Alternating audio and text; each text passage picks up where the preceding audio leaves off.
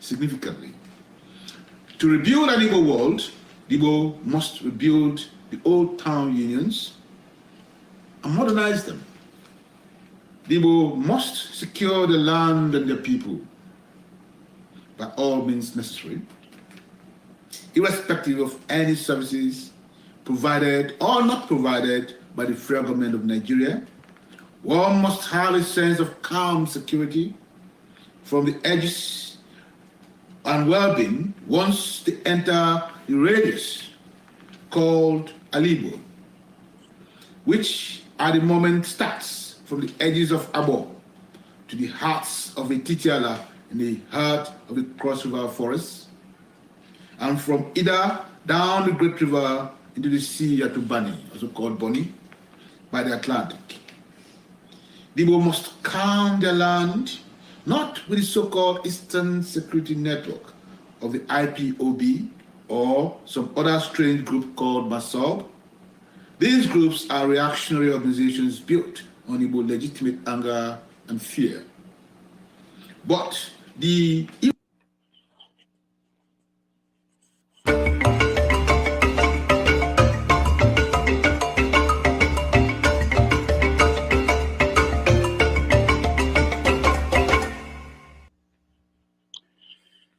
Hello.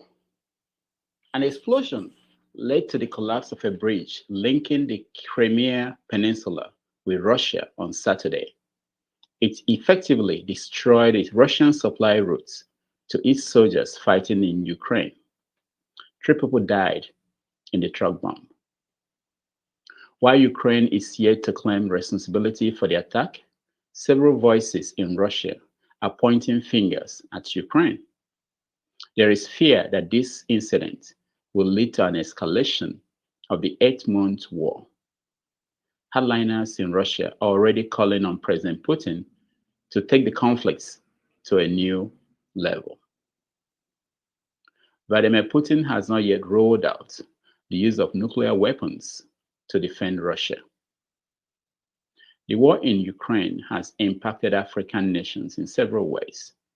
Inflation is high across the continent as bread and gas costs have increased.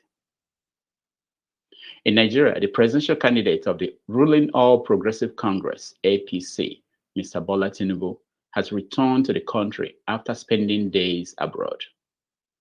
He is back to officially lead a campaign to be elected president of the 200 million people in Nigeria. The February 25, 2023 election will determine who takes over from President Muhammadu Buhari, whose term in office ends on May 29, 2023. Other leading candidates for the election are Atiku Abubakar of the People's Democratic Party and Peter Obi of the Labour Party. Meanwhile, the indigenous people of Biafra, IPOB, said it has no plan to disrupt the 2023 election in Igbo land. The Media and Publicity Secretary of the group, Mr. Emma Powerful, clarified this in a press statement. He accused the federal government of masterminding insecurity in the southeast with the hope of causing fear and blaming IPOB. Mr. Emma Powerful did not make any mention of Mr. Simon Eba, a leader of the faction of IPOB, who released a video recently where he warned that IPOB will not let any election to hold in the southeast of Nigeria. This is the 4th day of October 2022. Some of you have been asking how the election will affect the Biafra restoration next year, 2023. And this is what I have for you today. As the Nigeria state, terrorist state, are planning to conduct the election in 2023, Biafra people are preparing to exit Nigeria. And the exiting Nigeria will start from stopping Nigeria election in Biafra territory. So we are going to fight to make sure nobody will vote in Biafra land. So we are taking our own destiny into our own hand. We are taking our future into our own hand. And in 2023, after we successfully stopped the Nigeria from conducting election in Biafra land, the door will be open. It is going to be either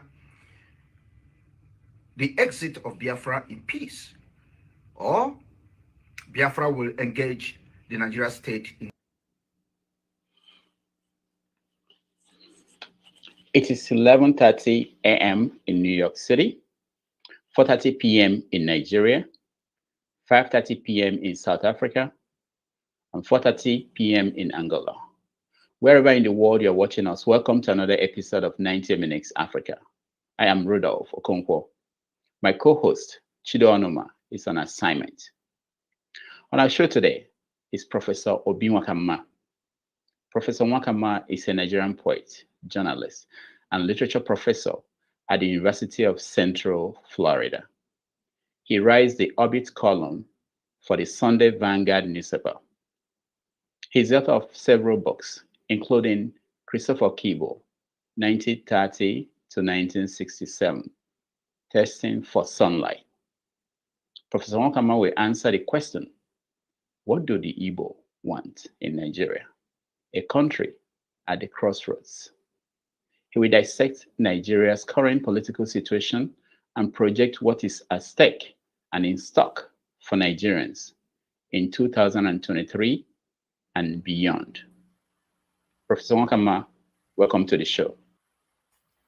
Thank you very much, Rudolph. It's my pleasure to be here, and thanks for inviting me to share with you some of my thoughts about Nigeria here and about the world.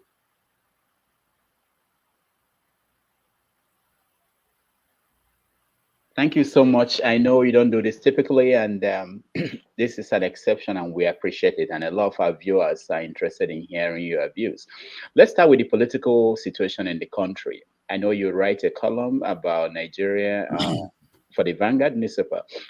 How is your assessment of what's going on in Nigeria today?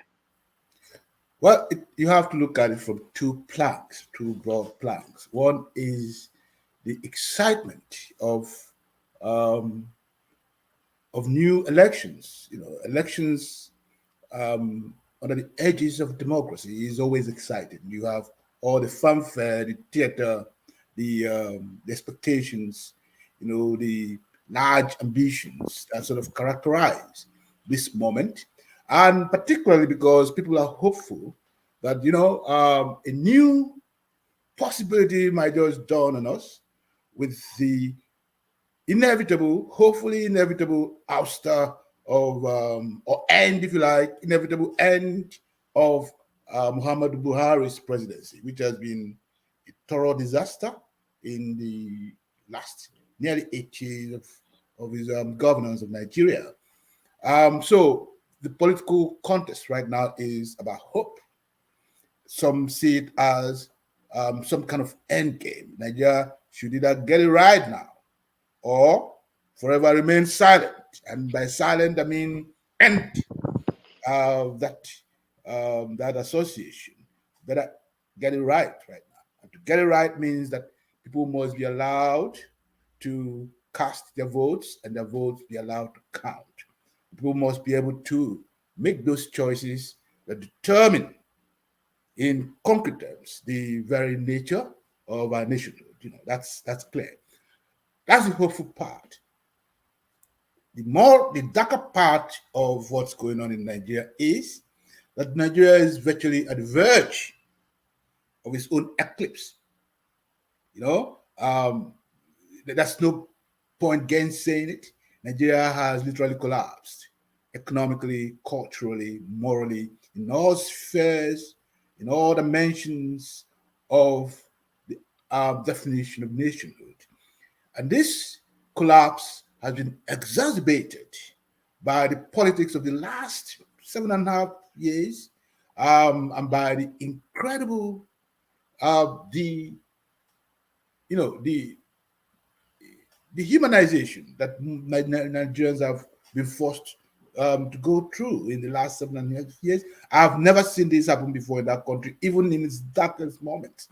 People who cannot feed their families, people who are dependent on all kinds of charity, and the odd thing is that our traditional forms of charity have been stressed and have come to a near total collapse. I mean, the standard family system. It is the standard family system that has always been the basis upon which we have had what they now call diaspora remittances. Without, the connection to home, there will be no diaspora remittances. And the very bridge that creates this diaspora remittances is the standard family system. And it is right now stressed and is near collapse. So we need to look at these factors very carefully and use that to measure the dimensions of crisis that sort of characterize our current, sense of nationhood. Nigeria is in a bad place. We can't emphasize this enough. And the problem is that the political, I don't even know if I could call them the political class. See, these political brigands that took over the nation at the end of the military era have led Nigeria towards a dark tunnel, and there is no end to that tunnel as it seems right now. And that's where we are. I don't know if I answered that question. Yeah, you did. You did. You did. Let me now ask you the leading candidates for president. We have Bola Tinubu of the ruling APC, Atiku Abubakar of the PDP, and P2B of Labour Party. What is the assessment? All right. So I would take them all using their strengths and their weaknesses. Largely because, as the Igbo say, you do not abandon that place where you make, where you make nobility, where you do the noble dance, and go to the place where you, where you sort of worship the irreverent spirit called Agu. Okay, so in good, yes. Okay, so you know what that means. It means three things. Starting with Atiku Abubakar. I think Atiku Abubakar, to start with his strength, is, according to his supporters, a man that's full of experience, a man that has seen Nigeria, a man that has acquired so much wealth, he no longer needs wealth. Although I think that's a bit of a cop-out, because people who look for wealth don't ever get tired of acquiring it. But let us presume that he has had it all and that he no longer desires for material sustenance. Okay. Maybe that's his strength, that he no longer hungers after something. But that in itself is a very dangerous situation, because you have to have a certain hunger, a certain hunger to transcend, a certain hunger for transcendence in order to actually achieve some kind of transcendental goal. And the recreation of Nigeria is a transcendental goal at the moment. And I do not think that Atiku's experience of Nigeria stands him in good stead. That's the negative part that I'm talking about right now, because he has been part of the old corrupt establishment. That's what. In terms of his qualities, yes, he's said to be, to have linkages to all parts of Nigeria. What kind of linkages are those? Yeah? What kind of linkages? They could be linkages that have been very detrimental to the very beingness of Nigeria. He might have all that. That's what.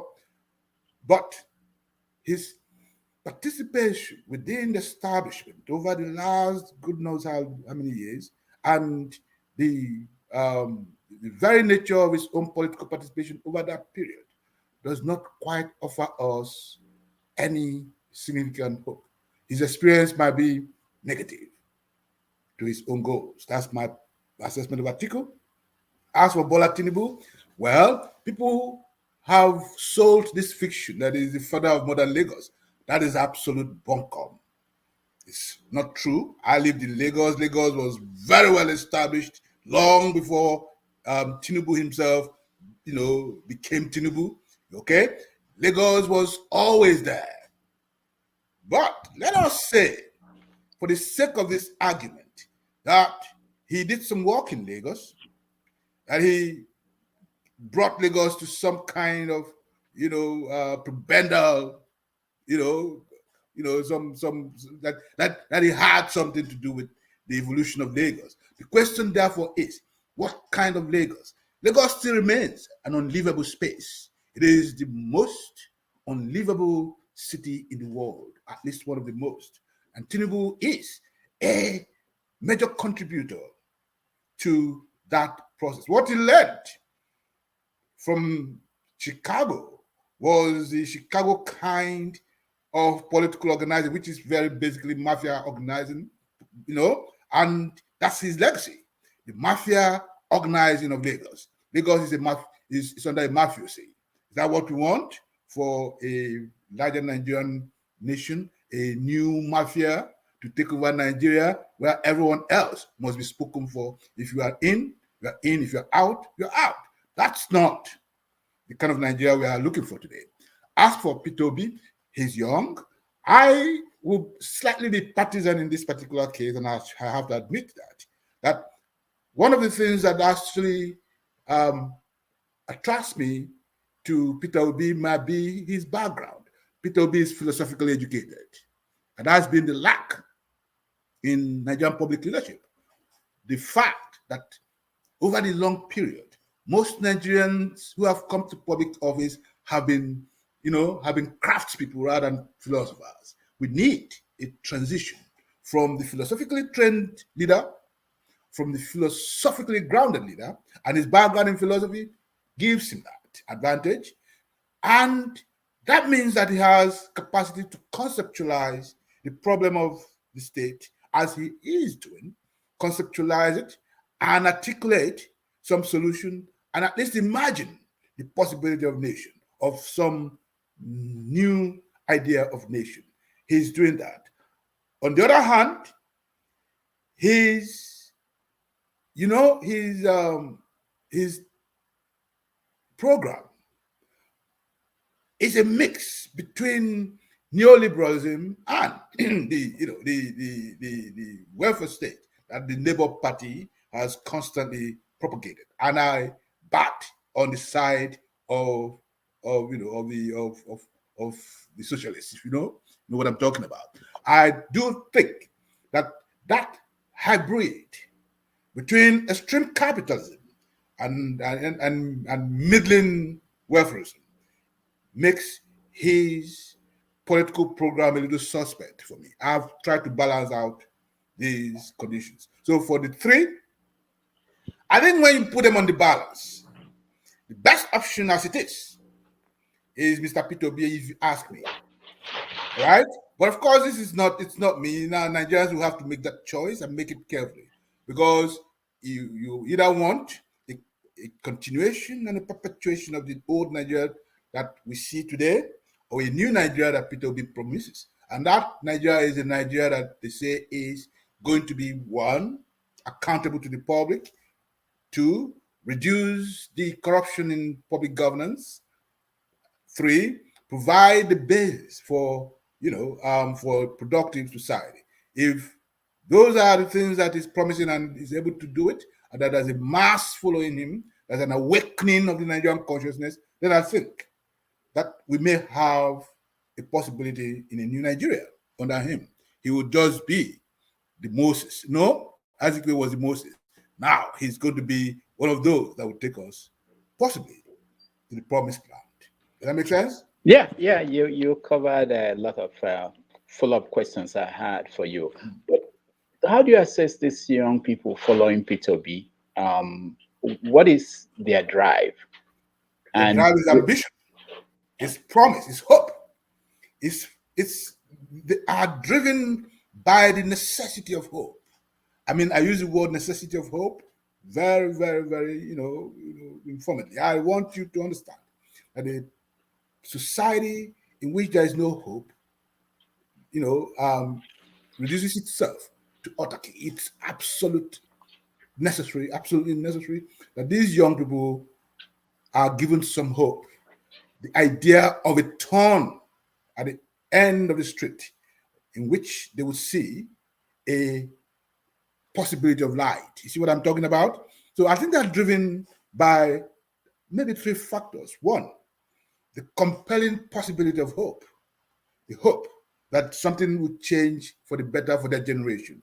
Two, they are driven by the impulsion of responsibility, a new civic awakening, which they say, well, it's about time to take back our country from the oligarchy, from oligopolies. Yeah, there's a toxic oligarchy that has held their hopes, their aspirations, their promise, their future in this iron grip, and the young ones amongst us, and we were all once young, as you must remember, are compelled by this idealism that they can transform Nigeria and that they have a candidate that represents that aspiration, that hope, and I think that's what's driving them.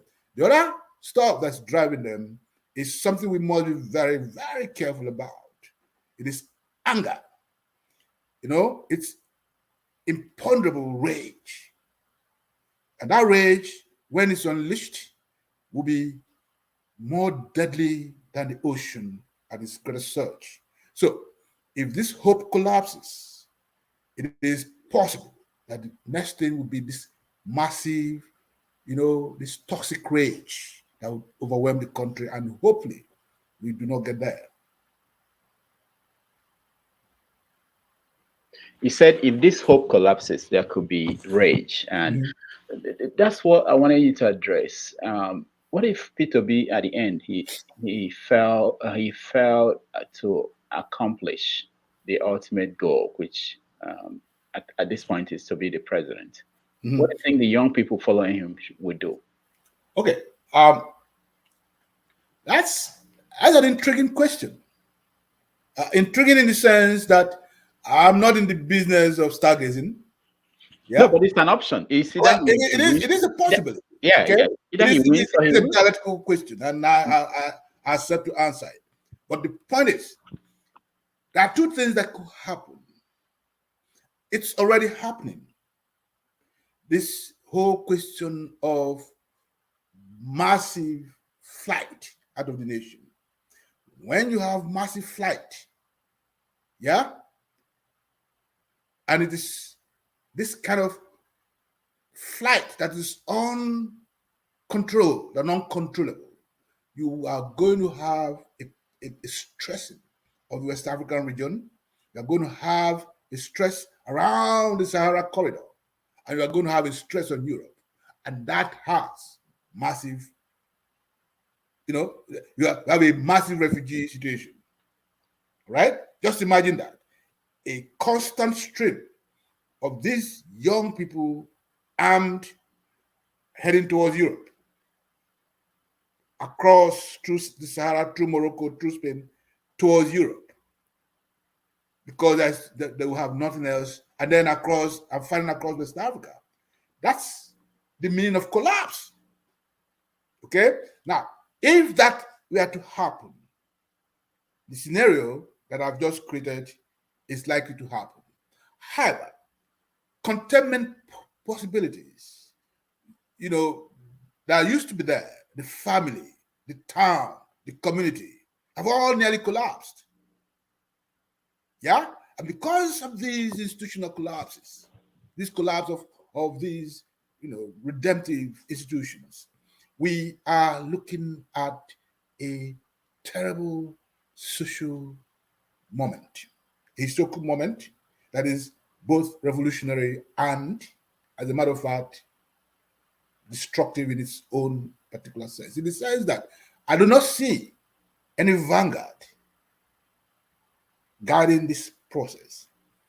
And that's where my great fear lies. The absence of an institutional guide towards what might just be, a vast revolutionary moment. I do see a most unsettled space if the P2B dream fails, because the young people who are driving this dream are going to take up all kinds of options. One will be flight, and it's going to be uncontrollable flight. Two will be Well, Ikeketorie, as our people say, Darwinism. Yeah, you feed from what you get. Armed robbery, assassinations, 2 for a penny. Yeah, you wake up one morning and somebody says, "I like that bracelet on your neck," and they take it just to smoke Igbo because there'll be no options left. Okay, and that's the worst case scenario. Mm. I just hope it doesn't happen. And I like to also emphasize that I like to create worst case scenarios because in between that may be what might just happen, which is that there'll be a little more calm, okay, after the flood. But I do see the extreme of this movement because, as I said, the driving force of this movement is rage, is suppressed rage. All right. When it's unbundled, its flood will be unmitigated. Now, let me tell our listeners that and viewers that in another 30 minutes, we let them in and they will all be part of this conversation. Okay. We still have a lot of topics to cover. One is we're talking about elections, and I want you to address this issue of even though P2B is not selling himself as the Igbo candidate, he's still being seen as the Igbo candidate. In fact, there are people who make the case that P2B should be given the chance to be president for it to be fair in Nigeria. Let me play one of them. And every institution whose foundation is built on fairness and justice to join hands in this task of enthroning a democratic government by supporting Peter Obi.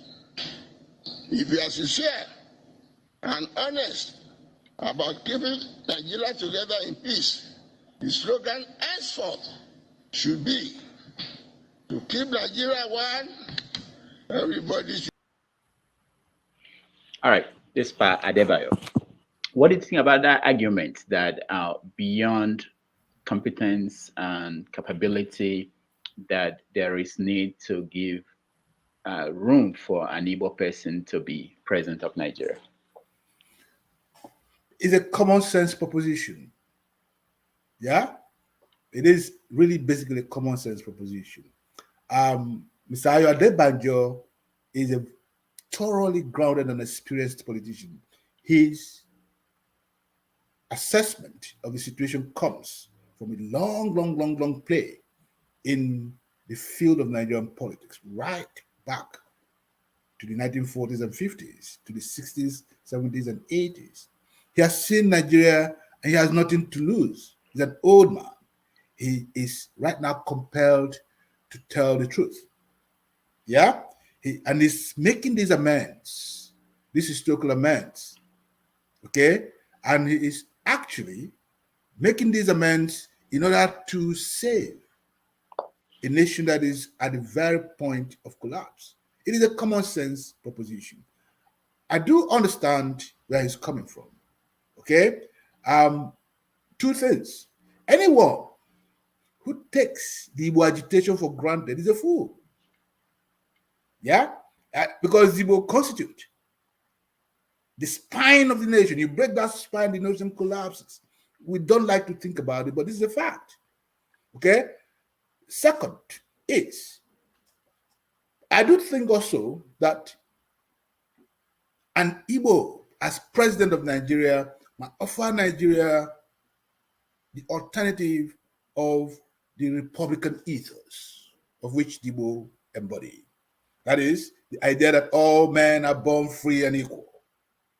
That everything that's constituted around the ethos of Igbo, justice on your fourth principle, okay, fairness, okay, equity on the Ogu principle, would become part of the idea of Nigeria. And that's nothing, the idea that there is no subject, that there are only citizens. There are no peasants. There are only citizens. Okay? And this is a fact that we need to keep emphasizing. P2B embodies that. It is true. that he is not positioning himself as an Igbo candidate, and I don't think he should. Okay? He is positioning himself as an Igbo who wants to be president of Nigeria, and that's a legitimate. Yeah, that's a legitimate aspiration. However, within the context of a historical experience, it will be part of the means of resolving one of our critical historical contradictions to end the Civil War formally, to give Nigeria a new lease of life, to vote P2B, both in the symbolic and in the practical sense of it. Symbolic in the sense that the Civil War may just have ended. Practical because in spite of the fact that it is Igbo, P2B still constitutes possibly the best candidate in this election, in this electoral season. Okay? But I also want to point to this fact that whether P2B is Igbo or not is immaterial to me. The point is, he is Igbo and he cannot deny it. Well, let me not use the word immaterial because it does matter to me as a matter of fact. But whether he is running for president or not, whether he's campaigning as an Igbo, running for president or not, he is Igbo. You cannot deny that. And he himself cannot deny it. One of the things I think he's trying to do is simply to say, a tiger does not go about proclaiming his own tigritude. He is Igbo. So there's no point putting it any further than that. Okay? That's one fundamental way of looking at it. So, yes, Adebanjo is making a valid historical case to rest the catastrophe that is Nigeria. We must restore the balance of the nation, its spirit, its sense of purpose, its justice. You cannot do that without healing the wound of the Igbo. All right. If you do that, if you fail to do that, you are going to have an Obanje nation repeatedly. All right, let's see another from another person who is Igbo weighing in on the upcoming election and get your take on that. This is the 4th day of October 2022.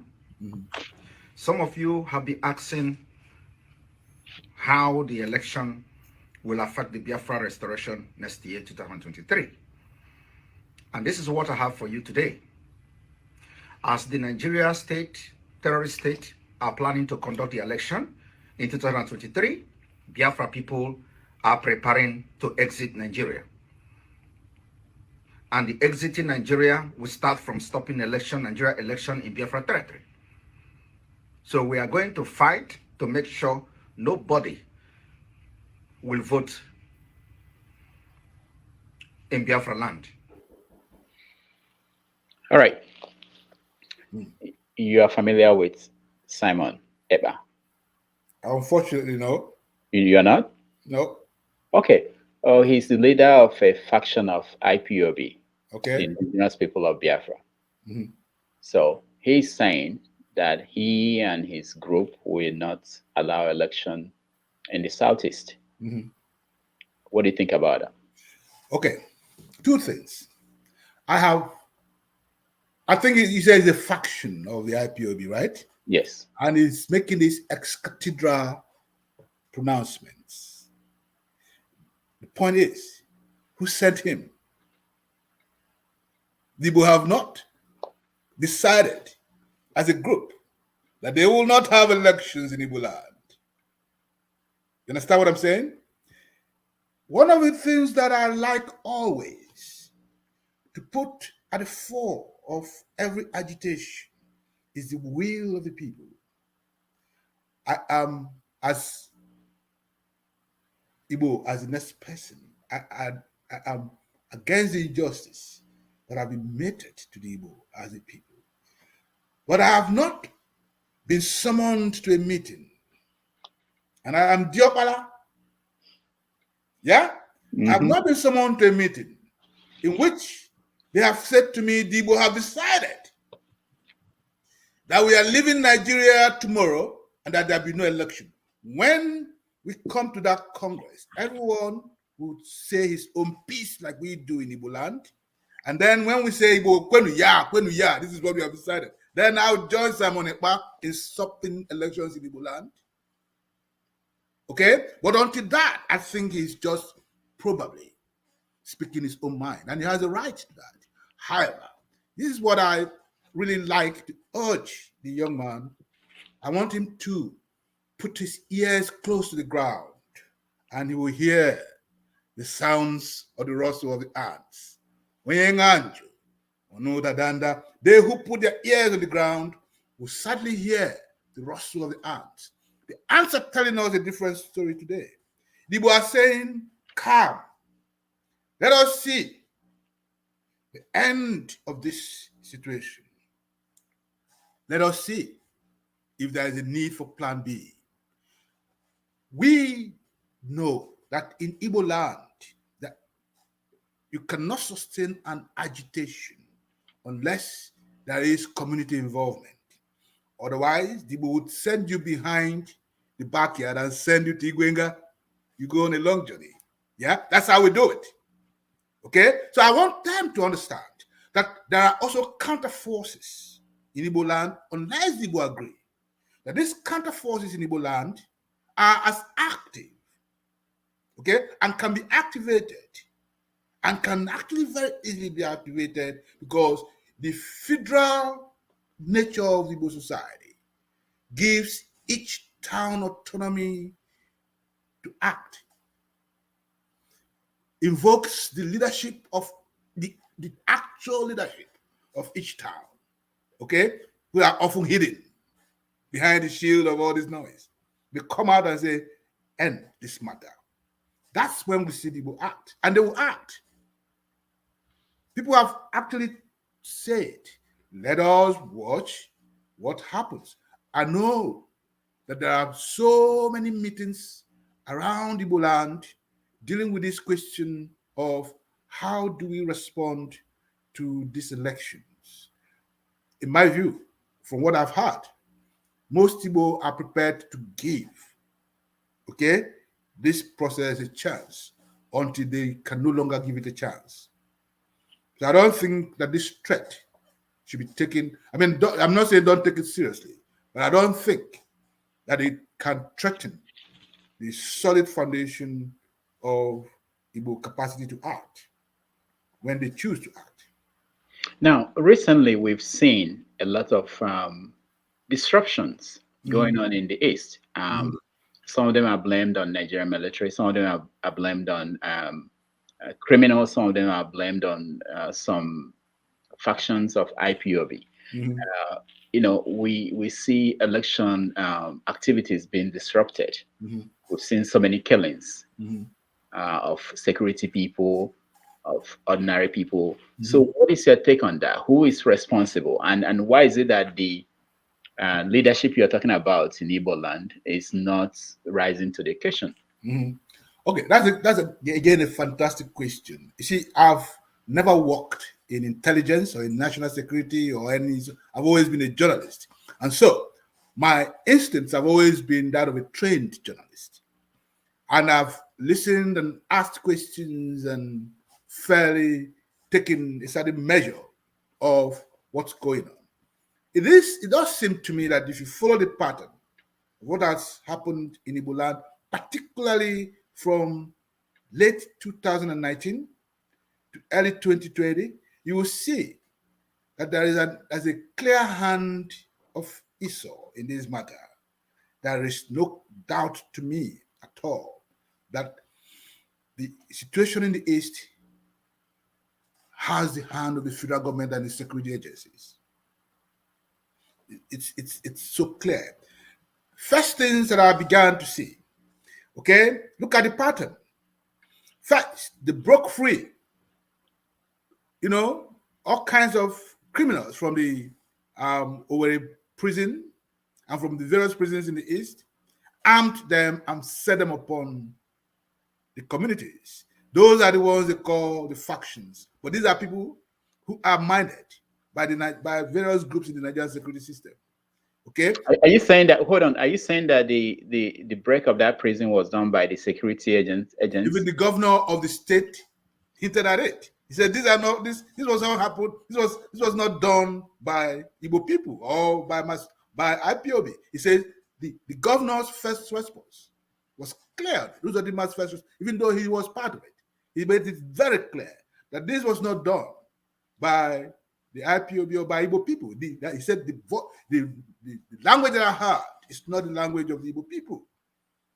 Okay, I think that what's going on in the East is President Buhari's and his group's attempt to contain the East and create a national emergency position in the East so that they can have an excuse to operate in the East.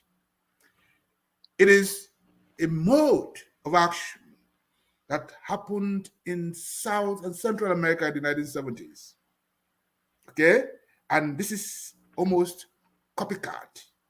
Let me stop you there, because recently, I think last week, the governor of Anambra State, Charles Soludo, announced that the people causing the havoc in his own state, that they are Igbo people. Of course, I'm not saying that they. Oh, look, when you break a prison full of criminals and arm them, it doesn't matter where they come from. They are criminals in Igbo land, but if you give them AK-47 to go and operate, and you mind them, you regulate them. Okay, you it's the same situation. Okay, the problem that we have to ask, the question that we have to ask critically is, who is controlling the arms flow?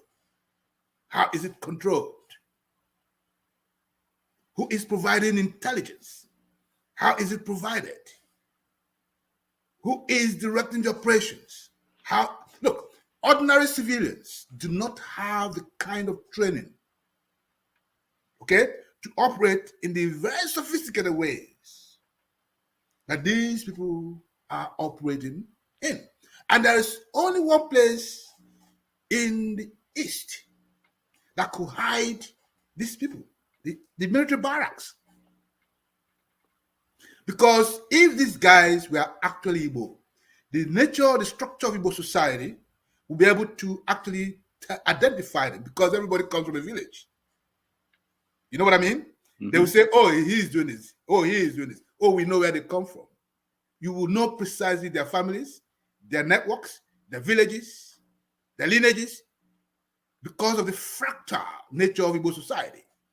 But the point is, these guys operate and they disappear. Okay. Which institutions in Igbo land is capable of hiding people in that manner? It's only military barracks. Let me play a video of what recently happened in our Luzon in Imo State, and I want you to react to this. Yeah. About 0100 hours this morning, a joint security team comprising the military, the police, and the DSS stormed the camp in Oda in Imo State, and Lee community in Anambra State. Yeah, and when we got there, we noticed that the community has been deserted. These boys have taken over the community. They've carved out swaths of land for themselves, and that is a brand of insurgency. There is nobody, it's just a ghost town. Everybody has disappeared from this town. And in course of the raid, the security forces were able to rescue the Eze from Okigbo, Eze Ihenacho Ndukwe, who was kidnapped some days ago. And then we discovered a lot of decapitated bodies. And surprisingly, in the 21st century, we noticed that people practice cannibalism here, because we saw human flesh being roasted. So it was a nice. All right. What do you think of this? Rudolph, I'll ask you one question. Did they show this human flesh being roasted? Did they give us any? I mean, you're a journalist. And the journalist there didn't show us this human flesh being roasted. And if you see on the name tag of this guy from the ESS, it's a non-Igbo name. So you think these are all... Hang on, let me finish with this. Secondly, which town in Nigeria runs away if it's just people operating with guns? If it's a military operation, people will fly into the bushes. Yeah? They'll desert into their bushes if it's a military operation. What I think is, and this is from all I can tell you, from all I've heard, Olu has been militarized, the Olu area, Lilu, okay? And Lilu is in Anambra State. But those areas have been utterly militarized. And as a matter of fact, what is going on in this area must be linked to the political, the political conflict between Uzodinma and Okorocha, okay? Because there's no other place in Imo State, okay, except in that axis where these things are happening with the kind of, regularity that are happening. I do also understand that in order to provide some kind of narrative, and it is called propaganda, you use all kinds of methods of dissimulation. I believe, seriously, that the first question that I'll ask you, Rudolph, have you ever seen somewhere in Igbo land since we were born where people eat human beings? I have never seen that.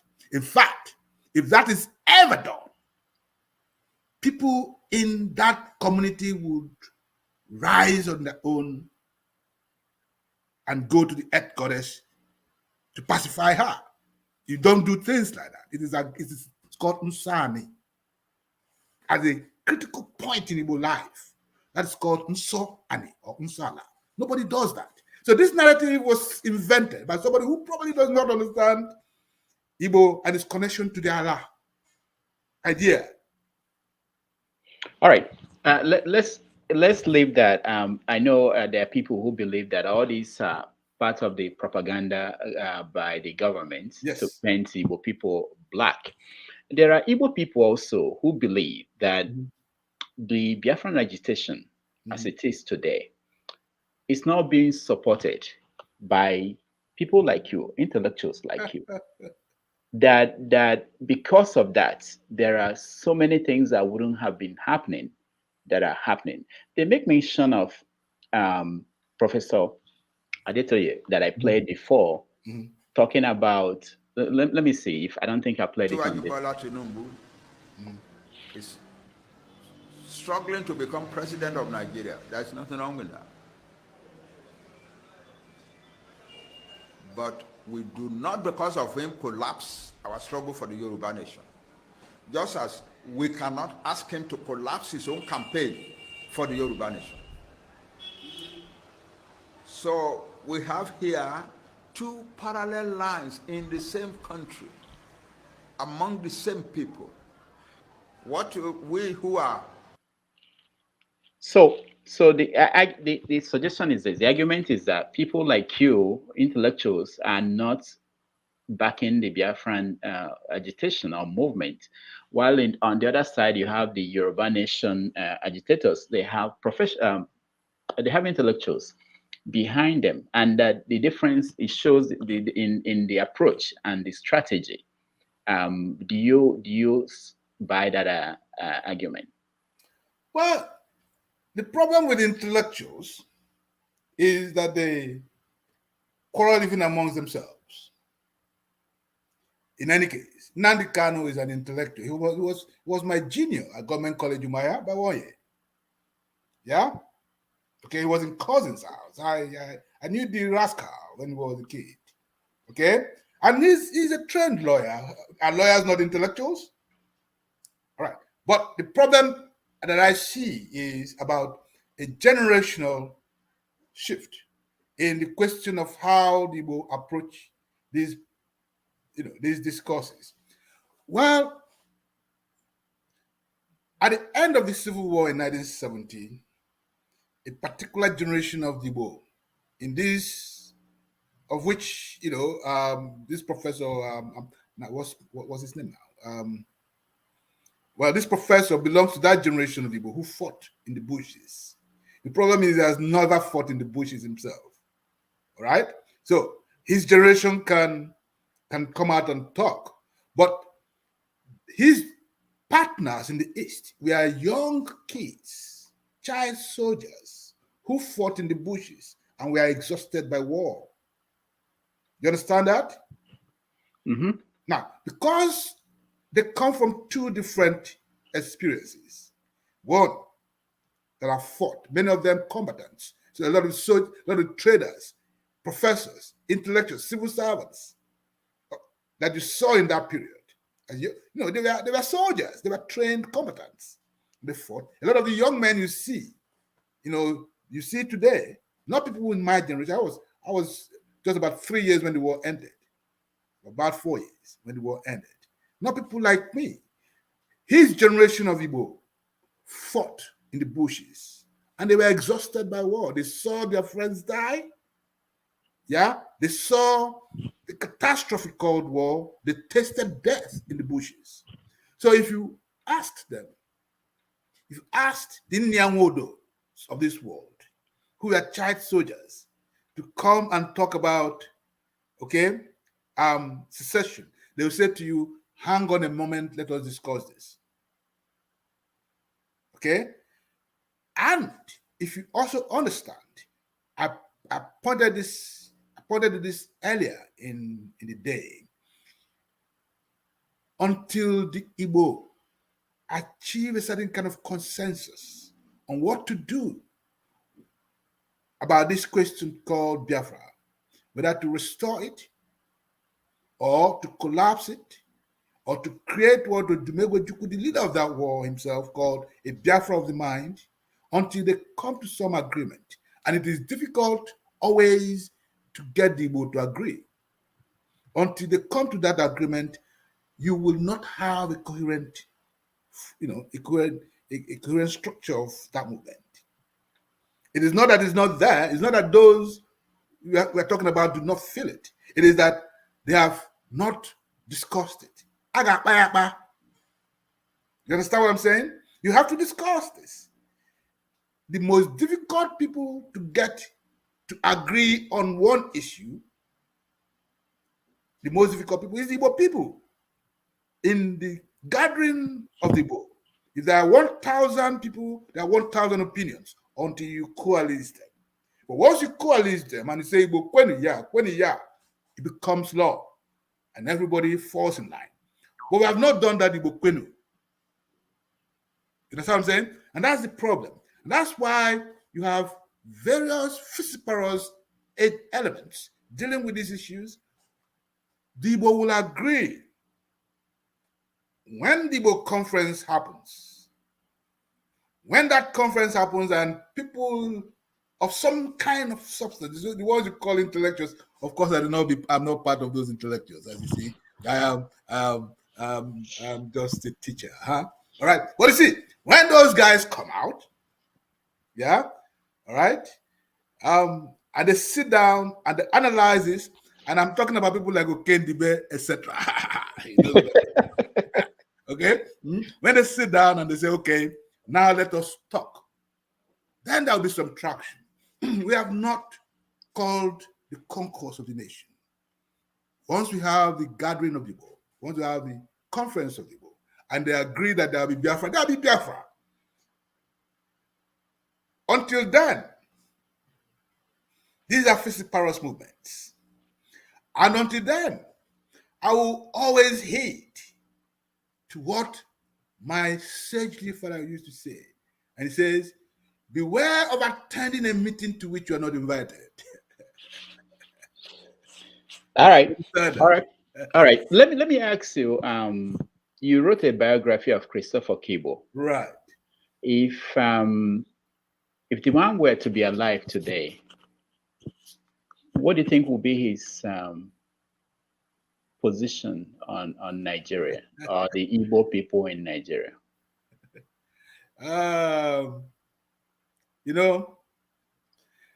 If you read the biography of Christopher Okigbo, you realize that he was a rascal as a young man. Just He like was a you. rascal. He was a man driven by intense idealism. Okay, and you know, when you think about what Christopher Okigbo would have done today, I think he would have been dead. He would have been overnight. He would have. By the way, I need to use this moment to say very, very calmly my own personal loss on one of Okigbo's best friends this morning, Christian Chikemoma, who died this morning. Oh, Right. I didn't know that. Yes, it's a That's terrible loss for me. Achebe's friend too. Chinachebe's best friend, Yeah. both in Umuahia and in the University College, and who also became an old friend and mentor to me. And now these are Okigbo's best friends. So the generation is passing on. So if he were alive today, he would be an old man looking through the windows of life and saying, what we old men see sitting down, you don't see standing up.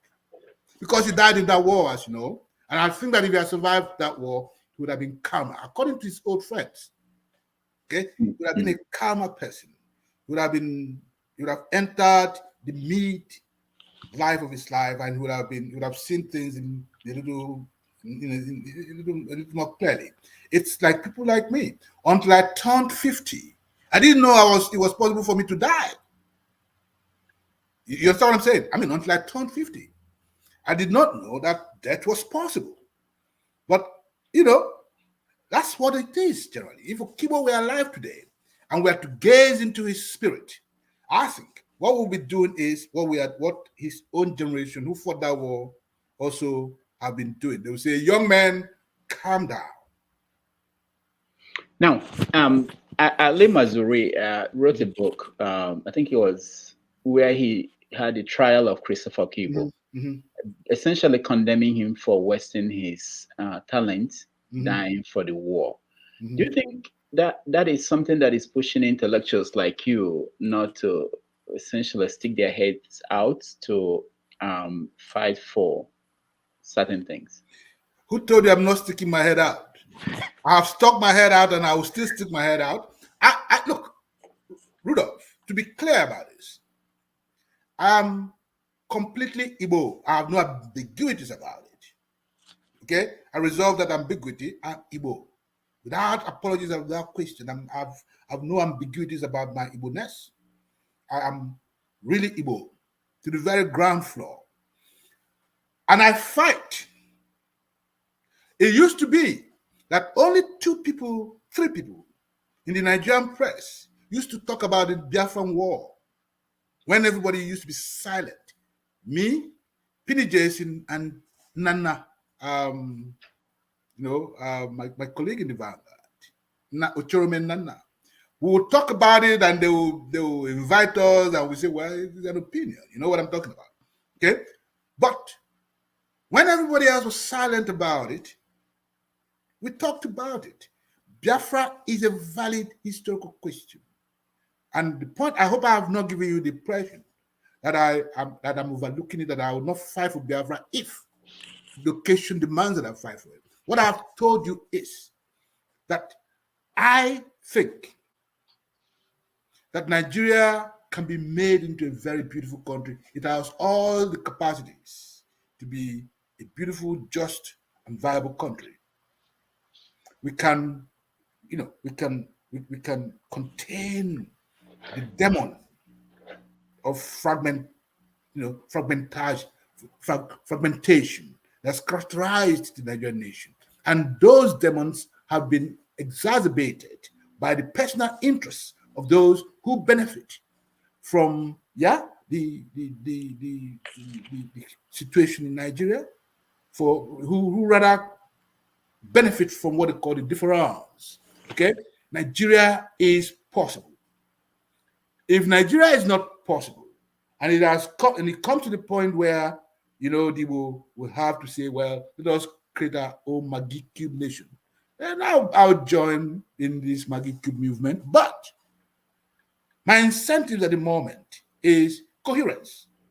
Okay, I'm a Zikist intellectual. I believe in the ideas that we, Black folk, should create a massive nation that can absorb all the centrifugal forces thrown against us. That's my belief. Okay, it is not as though I do not rear out my, it'd be unfair to people like us who have actually taken body blows on Igbo issues to say we are not bringing out our head. We have. What do you expect a man who has crossed 50 to do? Pick up arms and go into the forest? No, we sit back and give routine, clarifications about what ought to happen. And I'll keep emphasizing this. Once Igbo say yeah, I will join in saying yeah. But until we say yeah, I will keep acting like a proper Igbo man and say, who sent you to me? All right.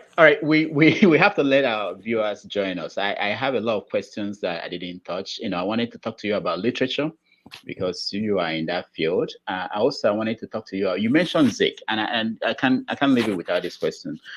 A lot of people are afraid when they look at P2B, the possibility of him being president, that it will be like another Zik.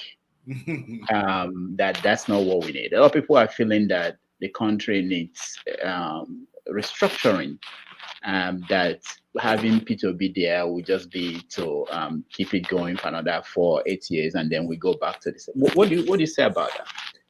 Again, Rudolph, I appreciate that you think I'm a priest of Afa. I don't look into the future. I don't have the gifts of the futurologist.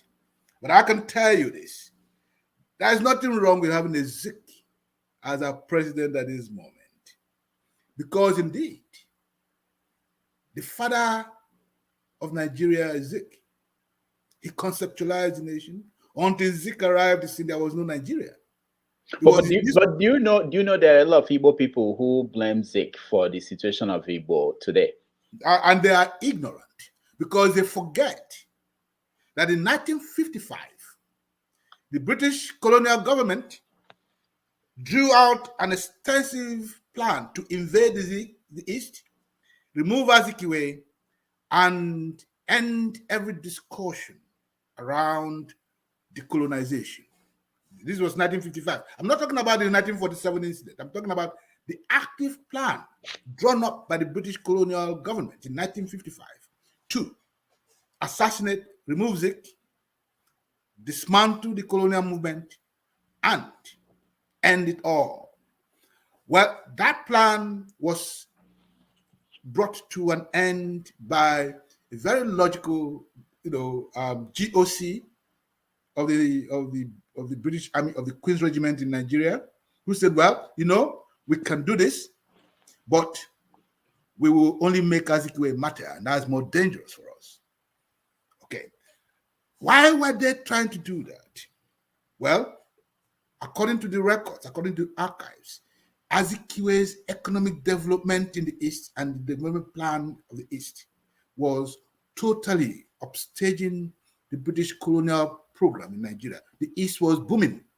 I think it was installing new possibilities in the East. It was Azikiwe that started the library program in the East. He built the first university. He created the modern market in Nigeria, which was the Dubai of West Africa in the 1950s. Okay, the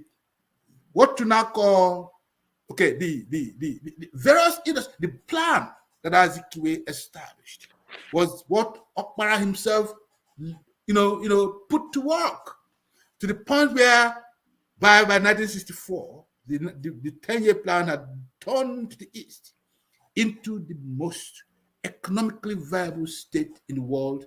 The East had what they called, according to the Harvard Economic Review, the fastest growing economy in the world as of 1964. The Zik plan. Okay? It was the Zik plan put into force between 1979 and 1983 that awakened the economic possibility of the Southeast. Okay? Between Mbakwe and Wobodo, the industrial scale development of the East, the urban development that was actually then brought to a halt by the military, this Buhari's group, who said, well, the East, these Igbo people have come again. We need to stop them. And they planned a coup. And from 1983 till today, the East was turned into an economic desert. People forget that the first independent power station was built in Imo State, in Nigeria, the Amarako Power Station, which was to be serviced also by the Zombe gas power station. By Mbakwe told Shagari, look, if you don't build the petrochemical plant in Zombe, I will build it. And he started building the petrochemical plant. It was that petrochemical plant that Buhari transferred, okay, to is it Eleme? That's what it was. The entire organogram of development. You need to go and read it up. And then any Igbo who says a single word against Azikiwe is a fool, because they don't have the authority of history. They don't think. Azikiwe ended the civil war when the Igbo were about to be slaughtered to the single man. It was Azikiwe who kept any Igbo today alive. And it was Azikiwe who forced Gowon to accept the no victor, no vanquished argument. Okay? So we do know. And as you know, I'm writing down the biography of Dr. Azikiwe. So I know some of these facts. I've gone to the archives. I know what I'm talking about. My Zik biography is going to detail the various convergences between the Zikist idea of a modern nation and the idea by people like Blyden, yeah, and the early West African Igbo who wanted to create a massive West African, state. That was Azikiwe's plan. Okay, so we need to be a little more careful. Those who don't understand these issues should go back to history. And unfortunately, most young men and women today have no access to historical account. We have basically messed up these narratives to, and it's now an all-commerce affair. Zik was a giant of the 20th century amongst Nigerians, amongst Africans. All right, we're going to let It was a gift to the Igbo and to Africans. That's how it should be seen. All right, thank you. We're going to let our viewers join us. While I let them in, I want you to think about your book on Christopher Okigbo. You're now writing another one on Zik. We can't find your book on Okigbo anywhere. Where can we get it? Well, I think my publisher in the UK, James Corey, made the mistake of giving the Nigerian right. The Nigerian right to Heinemann. Yeah, and Heinemann is a complete disaster as far as I'm concerned. I think at some point that book, Heinemann basically refused to market the book properly in Nigeria, and that's the unfortunate thing. So, in fact, James Corey sold out the hardback and started the what do you call it? The paperback. The paperback about a couple of years ago. And what has happened is that the Nigerian edition has been totally messed up by Heinemann, which is supposed to have distributed it or published it. I think that's the problem. All right. So if you want to buy it, is either online or you go to the UK. It's $80 online. How many people can afford it? That's sad. I think again that speaks to the collapse of the publishing industry in Nigeria. I mean, the four dimensions of this world. Those who could have actually taken up the scale of publishing, that would have helped to circulate these. There are so many lost books. I mean, one of the critical books, okay, that I think that every Igbo man should have. Okay, I mean, so many books around the Igbo question, around the Nigerian question, around the African question that have gone into that have ended because there are no publishing. There's very little publishing infrastructure in Nigeria, and that's the case of the Okigbo biography. Hanneman is an atrocious publisher, and it messed it up. All right. Let's hope that the new one will be available to people. And so we have our guests. Many of them, our audience, are here to talk to you. The studio is full, and a lot of people want to join. So I'll try to give people a chance to ask one question only. So think about what you're going to ask him. Nwakanma, do you want to pick 3 questions and then answer the questions, and then, or do you want one person each? How do you want to get the questions? Well, the question, for as long as the questions are short and precise, or that they're written down, I'll attempt to answer them. Okay. I just want to warn people that I'm getting old, and this year is also getting old. All right. I also want to warn you that to blame Rudolph Okonkwo if you hear anything from me that you don't like, because I've been told more than once that I have a dirty mind, and I probably do. Okay, so if I say anything that is not your blame Rudolph, yeah, he dragged me to this event. All right, thank you so much. Okay, let's start because we have limited time. Let me start with Charles Ogu. Charles, welcome to the show. So Charles has joined us, I think, somewhere in Europe, Finland. Charles, you have an opportunity to ask the Professor Nwakanma question. Go ahead. Yeah, it looks like. Okay, Charles, you old rascal. That's you, huh? Yeah, I'm just happy that when you were in Nigeria, you remember Pius. Right. You're in the crowd, yeah. Mm-hmm. Well. You aren't so much of Igbo, but now you are in the US. It seems like the US brought the Igbo-ness in you. So how yeah, because I remember we met at Crowder Lane, Ari Garoba, Oshia, Ndiko Tiono, most of them. But you weren't much of an Igbo then, but now I can see the Igbo-ness in you. So what's responsible? Very good question. What happened? Well, yeah, what happened? Yeah. First of all, Charles is an old rascal. I sort of know him when he was a little boy. Now he's poking his fingers into my eyes and talking to me about Igbo. Now, okay, I'll tell you this, Charles. Maybe we are looking properly, okay? And I've never ever stopped being Igbo. But the truth of it is that I was also, as you know, as people, we had a very Catholic view of our humanity, of our networks in Nigeria. You know what I mean? There was, for me, no boundary in that humanity. There's still none.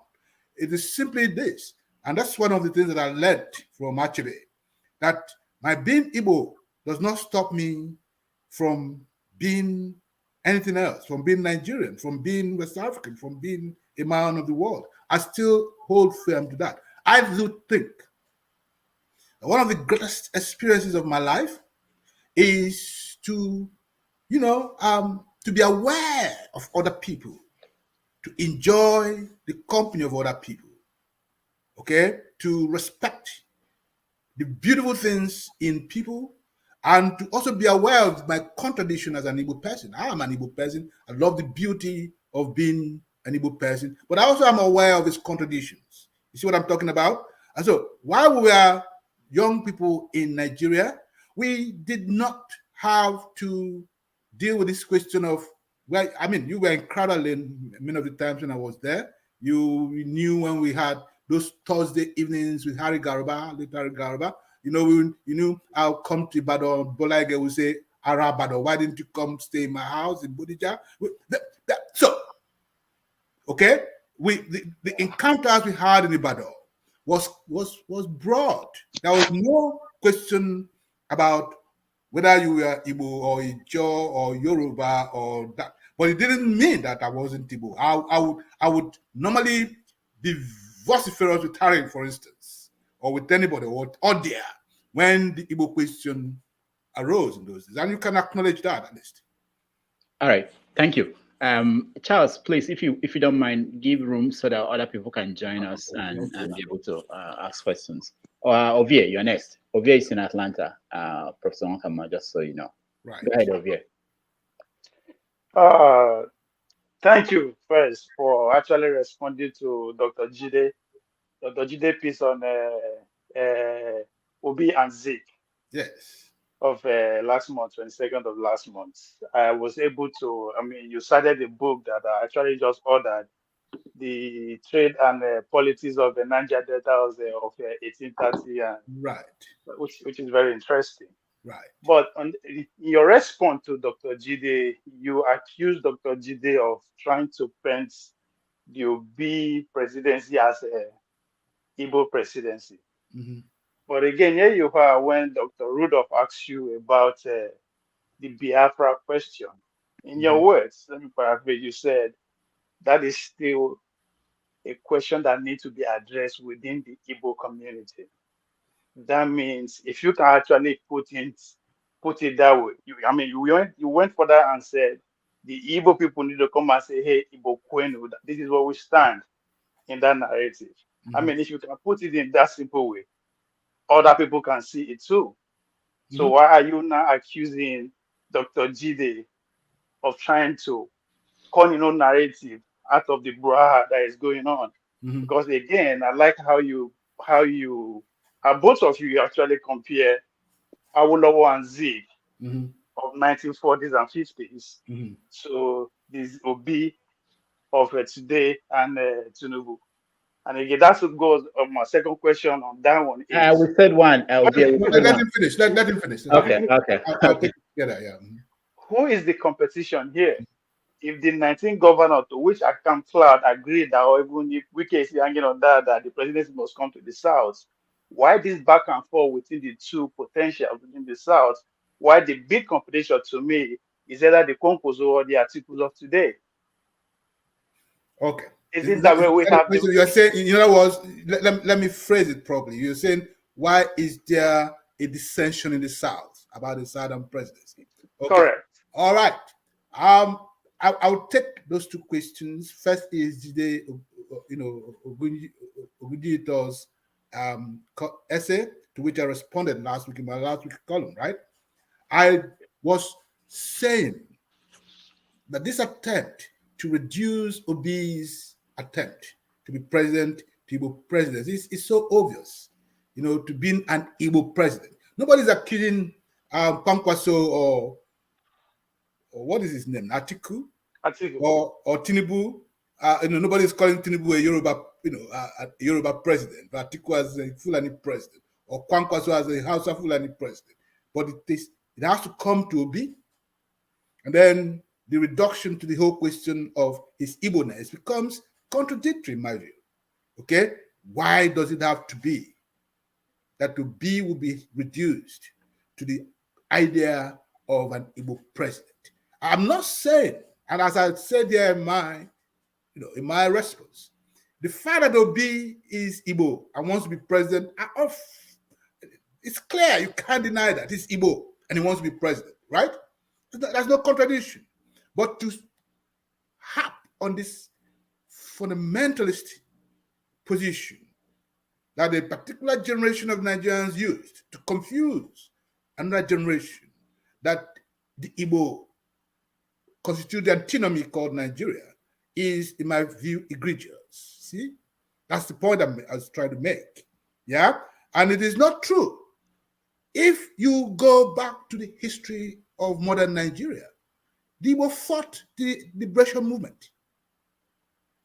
Mostly the Igbo fought the anti-colonial movement. You have to go back to history. And I'm not going to use this moment to articulate it. You have to buy my Ezekwe book when it comes out. Okay? But see, that's the point I was making. All right? Ogundito was trying to be clever by half. I had to point that out to him. That's one. As to the whole question of the Southern solidarity, it would be nice, but Obi wants to be president too, so why not give it to him? Why should he always be the one to make concessions? Do you see what I'm pointing out? Every moment the Igbo are compelled to make concessions for the sake of the country. It is a good thing that we've made these concessions, but it's a good thing also that other people concede to the Igbo. And there'll be balance, and there'll be equity, yeah, and there'll be fair play, and there'll be a Nigeria to which we all subject our ambitions. You see? Do you find anything wrong in that? All right, don't try Ovie. He will say something. Ovie, you can give room for other people. If we have a chance for you to come back, of course you come back. You know, let's see how this is going.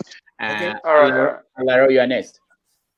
Thank you very much, Prof, for being here and giving us the audience. And one can tell from your level of intelligence, and you have a broad view of the society, so it's not just one-minded, which is very appreciated, much appreciated.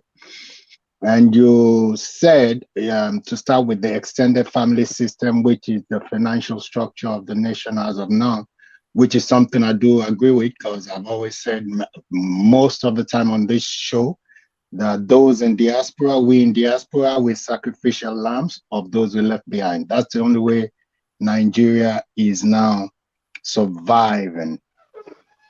And that being said, I also believe I'm an agitator of an Igbo, I'm an Yoruba man, I'm an agitator of an Igbo presidency. I think it's a must. We want to say we're a nation, under one umbrella called Nigeria. Not that it's PDP when I say umbrella anyway. Mm-hmm. But there should be an Igbo presidency for sure. And I foresee when Obi's presidency comes to pass, and by God's grace, he does even 20% what he wants to do, it will help to change the mentality and the tribalistic sense in the Nigerian society, whereby people might actually insist on only voting Igbo men for the longest time to come, maybe for the next 20, 30 years, if that's the only person that can perform. That being said, the end game that you mentioned is my fear also. I believe there's a possibility if this presidency is not actualized yet. I already spoke in German right now. And it will give it will give access to the mindset of the agitators of what they want. It gives them access to make that point. Mm-hmm. That being said, I'm going to now give a personal message from His Excellency himself, which he has a love for this nation, and that's why he's running. But the uprising of the youth as it is today, he did not foresee, and he's extremely moved. Mm-hmm. And he prays on it daily because now he has taken on a responsibility. It's no longer about presidency, and he prays on it daily because he knows he cannot afford to fail. Thank you. Right. So let me make two important points with regards to your observation. First of all, I thank you very much for thinking that I'm intelligent. Even sometimes I don't think so myself, but you know, that's all right. The question, as far as I'm concerned, is yes, I need to emphasize this. The extended family network in Nigeria is the map of our being today, but it is under stress. Yeah, it is stressed. I just hope it doesn't collapse, because that would be the end game. All right. Second, Peter B, I hope, does not become some kind of white elephant dream. By that I mean that my greatest fear is not whether he's going to win the election. My greatest fear is that he doesn't disappoint those who are actually investing a lot of mental energy and hope on him, because that would be the real beginning of the end. Because you see, it's not even just about whether he doesn't win. Let's say he wins and he doesn't carry that hope to the expectations, carry that expectations to the very end. He agrees with you 100%. I can tell you that. I just hope, because you know the momentum of this moment is that a young generation is in play. That young generation coming after us have no interest in who or where you come from. They are intermarrying, they are intersexing, they are doing everything. It is the emergence of Nigeria that people have always foreseen, because across Nigeria, particularly within the urban context, most Nigerians are exchanging themselves. I tell people, a lot of Nigerian kids have never been to Igbo land, have lived mostly in Lagos, and they speak Igbo. Yeah? Do you understand what I'm saying? They've never lived in the East, but they are fluent in Igbo. This is just to tell you. And a lot of Igbo kids have never been to Igbo land, and they don't speak Igbo. They speak fluent Yoruba. Ejile Yoruba go to the end, you know. Okay? Right? So you see the point I'm making. You go to funerals or weddings today in Igbo land, and there's something they call Ashebi. It was not an Igbo culture, but today it is. It is, you know. So you have these interchanges, the building of nation. Okay, what Benedict Anderson described as cultural, you know, as those elements that sort of build nations, the exchanges. It is happening in Nigeria. What people who are not historically minded don't see is the extent to which these things have happened. I listen to Nigerian music, okay, and I hear the polyglot nature of especially Nigerian gospel music. All right, it is sung in Igbo, in Yoruba, in you have these languages mixing. You look at the culinary capacity, the culinary culture in Nigeria. Most Nigerians now eat edikain corn. Where is it from? Okay, many people eat ofowere. My best food in the world is ewagoi. Yeah, I don't see the contradiction. I also know that there's a fantastic food called adalu, which is a Yoruba cuisine.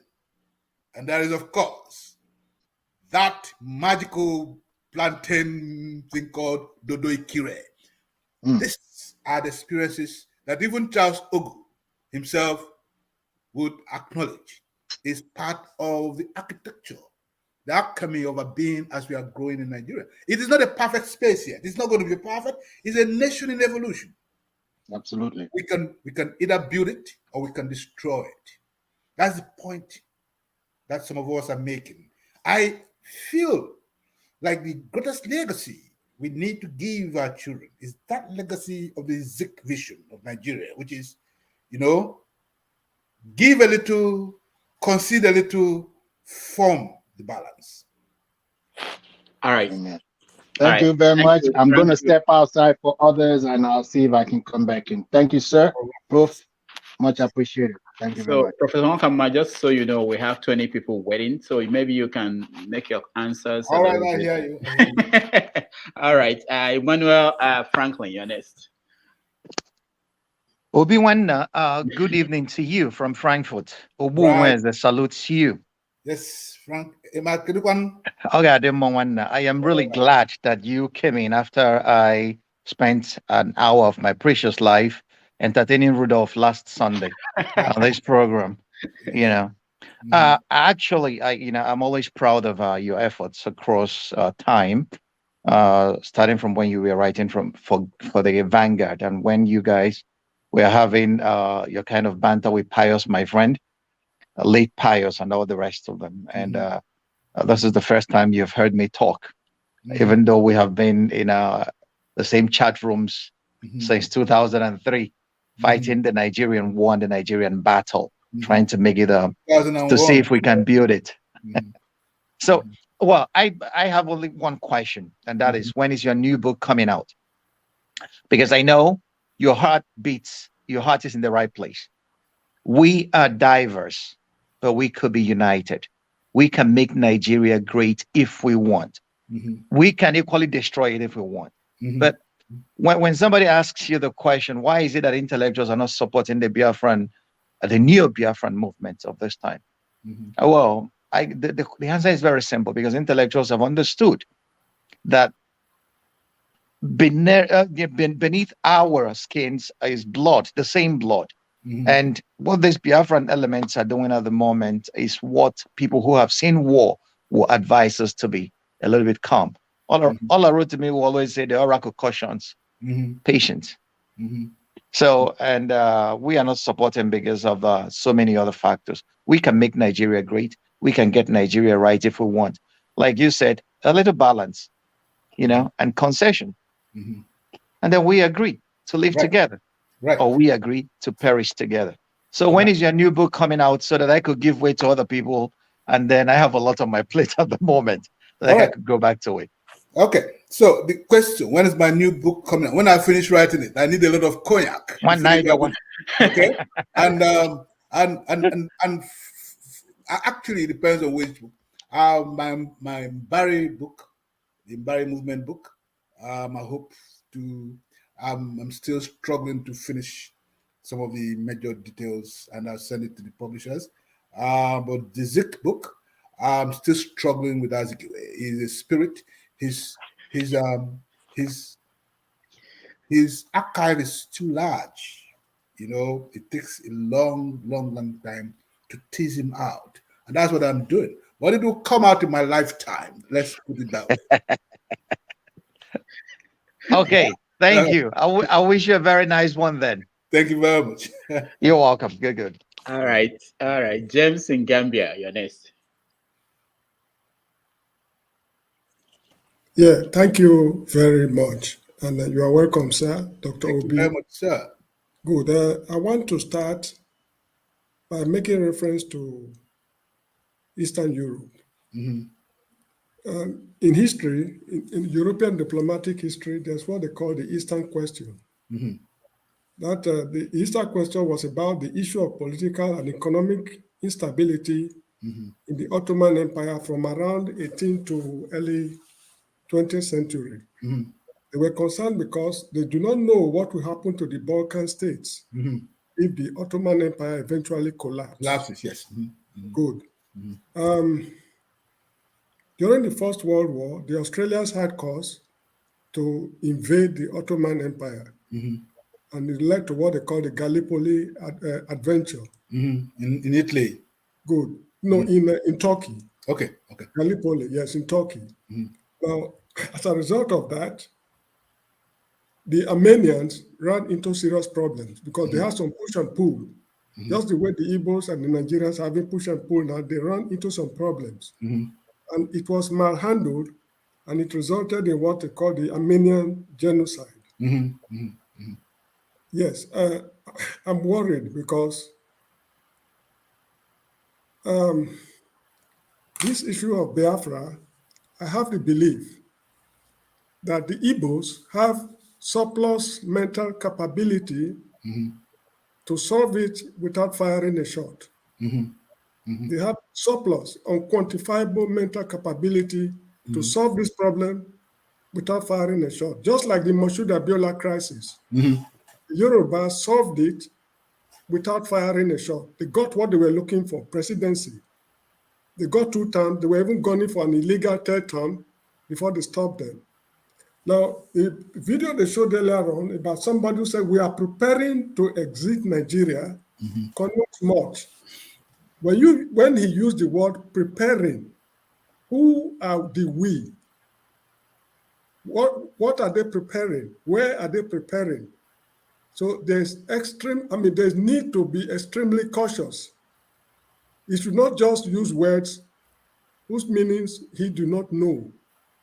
because during the Civil War, I was a little boy.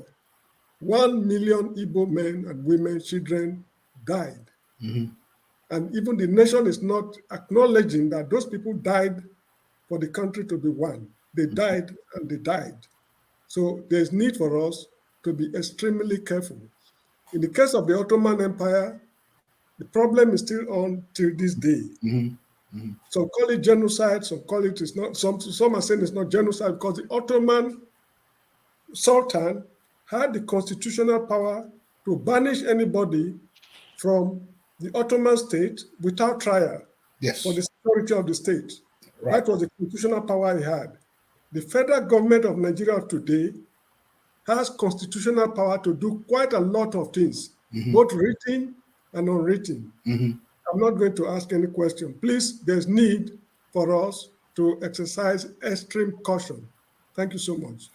Thank you very much. I think yours was a comment, but I'll add a little thing, just to amplify the issues that you raised. You know, an empire is like a great elephant. When it falls, all kinds of minions start cutting from its parts.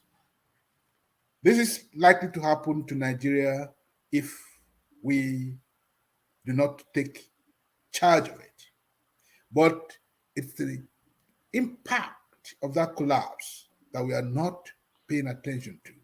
I also want you to cast your mind back to medieval African history of the last 500 years, the collapse of the great imperial states of Africa, Mali, Songhai, those giants led to the catastrophe that we are still dealing with today in Africa. Okay? And that's why the 19th century returning intellectuals of the Igbo extraction, of the Igbo, of the Igbo, who themselves suffered the condition of slavery but returned under the Agile Law principle, began to conceive of the rebuilding of a massive West African state, the West African Union, with its headquarters in Igwenga. And that's how we must begin to conceive of any protective nation, any protective imperial force that will salvage us from our current historical condition. Because if we don't, what you describe as the Armenian situation will be child's play. If we do not deal with the question of the coherence, people forget that until the union called Nigeria was made, most people could not travel from Onitsha through Benin to what we now call Lagos without the fear of kidnapping. In fact, across Igbo land, the only person, and this was up to 1935, who could cross Igbo land from Onitsha to Port Harcourt without being kidnapped was Azikiwe. That was the first person. Zikwe Jolo Igbo. Up to that period, there was fragment. Azikiwe's own father in 1902 was part of the expeditionary forces that contained the slave-making, House of States under Kano, under Sokoto. They fought and destroyed. He was part of that, that frontier force. Azikiwe's father in 1902 was the guard's clerk. So the creation of Nigeria was a happy accident. The British made it to extract from it, but when they were kicked out, it became the inheritance of those who own Nigeria today, and it is us. We must build it, we must restore it, we must position it, and we must make it hungry for transcendence. Otherwise, we are all in trouble. All right. Thank you. Thank you, All Professor. right, you see, the issue is, No, James, no, sorry. We have people who are waiting. So we have a lot of people. Can you just give room for I mean, some? I can't make any further comment. No, sorry. Rudolph, let him make just an extraordinary, let him make it, as Yeah, a follow-up. sure. All right. CM, go ahead. Okay. Thank you, Rudolph. And then what can I say? Good afternoon from the land of the king to Dr. Nwakanma. Right. Talking about UK now. Obviously, I've read a lot of your article on the orbit, even before while I was in Nigeria. Right. And I know I can attest to your deep knowledge of Igbo philosophy and cosmology anyway. And your love for the Igbo. In fact, in terms of defending the Igbo. I remember when you answered the question, what really does the Igbo want? I wonder one politician asked that question, but in an essay, a very, very educative essay, you answered it.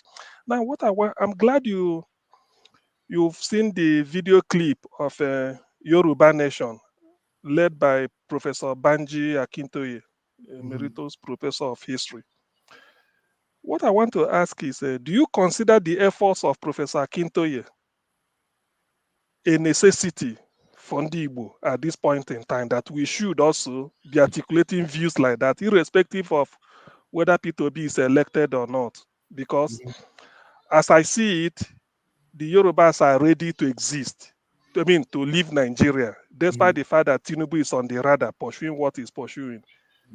On the northern section, the Fulanis or whatever, I may not say they're ready exactly, they're in the same position like the Yorubas, but don't you think in the Igbo has not to be caught off guard? We should be holding a dialogue like this. Okay. All right. I hear you. Thank you very much, my brother. But by the way, I'm Okigbo. I don't make kings. So you can say hello to that Mazi there, who is your king. He's not my king, I'm sorry, I forgot. Did it just like a request? Probably your book. Yes. Okay. We should be able to, we discussed that later, but I All did right, it. no problem. Okay, but thank you. What you are arguing for is the balance of forces. Yeah? If Ekulu, if it was Akudebea, the Igbo should be fighting for the presidency as well as negotiating for an exit. It is possible that we can create that kind of interplay of forces. And I think the Igbo are probably doing that. The Igbo are not going to be surprised or shocked or taken actually by surprise by any fallouts of this election or what Nigeria becomes, because the Igbo are very adaptable people. If there's anything the Igbo are good at, it's quick adaptation. Right? That's one. Two, you see, every time people talk about the Yorubas are planning this, the Hausa Fulani or the Fulani are planning this, the Efik are planning this, and I ask this question, and it is out of pure curiosity. How do we know? Banji, what I keep forgetting his name, Professor. What's his name again, Rudolph? Akintoye. I'm so sorry about it. The man I respect. He was a member of the Nigerian House of Representatives at some point. Okay, and the question that I ask is, which Yoruba is planning to exit from Nigeria? How are they going to do that? By civil war? By locking down every part of Nigeria so that the Yoruba will exit? And where are they exiting from? Are they prepared to engage in warfare? Okay? Are they prepared to declare and hoist a flag in the city of Lagos, which has half a population that is Igbo? How are they going to manage the logistics of it? We tried it in the Civil War. I mean, in the east of Nigeria. The consequences are still with us. The Igbo tried to exit. Let nobody forget this. The only group of people in Nigeria that have attempted, that have fought a war, that have worked to create a new nation out of this cartography is the East, mainly the Igbo. We tried it. We had all the resources in the world available to any nation, but we did not pull out. And the reason is very clear. There are too many forces at play. It is not going to be an easy project for the Yoruba to pull out. They will activate a civil war. It is not going to be easy for the Fulani to pull out. They will dismantle the Sahel. And Nigeria is not living alone. Nigeria has neighbors. Meanwhile, what should Igbo be doing?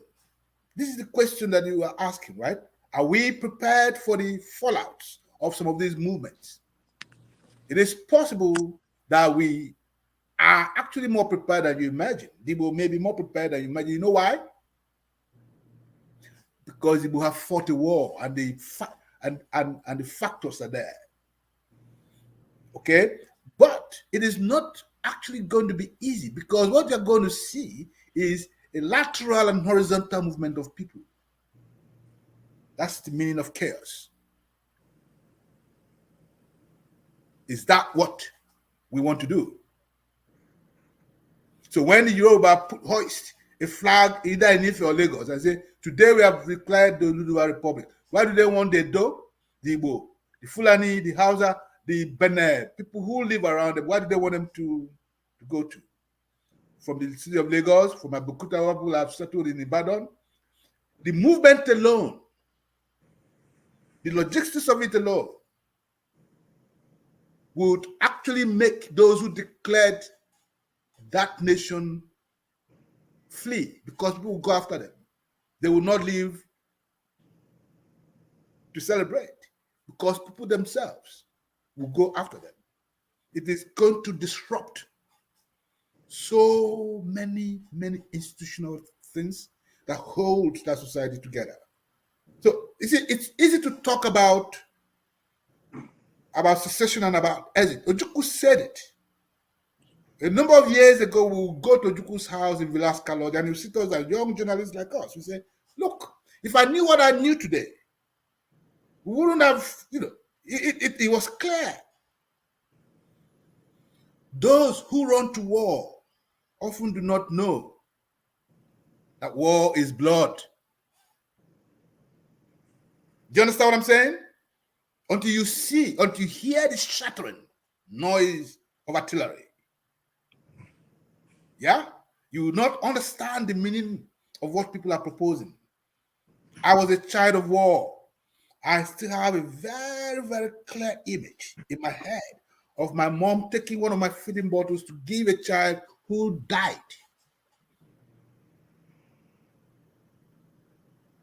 So it is not, I'm not saying they're not planning it, but I'm saying that the Igbo have seen war and have recoiled from it. Most of them have recoiled from war. We still have people who experience that war, who are saying to you, gentlemen, take it easy. It is not how the kola nut sounds in the mouth, yeah, that reveals the taste that it leaves in the mouth. Does that make sense to you, Sia?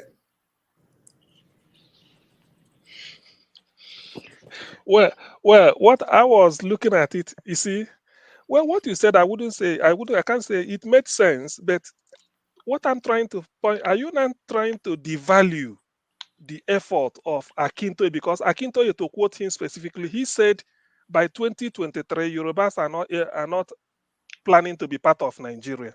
And such a man, I take him serious. So that's what I'm saying. That is the. So what you're saying, I hear. But what I'm saying is, Professor Banji Akintoye may have his plans, and when he says the Yorubas are not going to, historically, the Yorubas have always had. The Yorubas are very complex people. They have always voted or acted 50%. The Yorubas don't act like herds. They always act down the line. Perhaps you don't know about Yoruba history.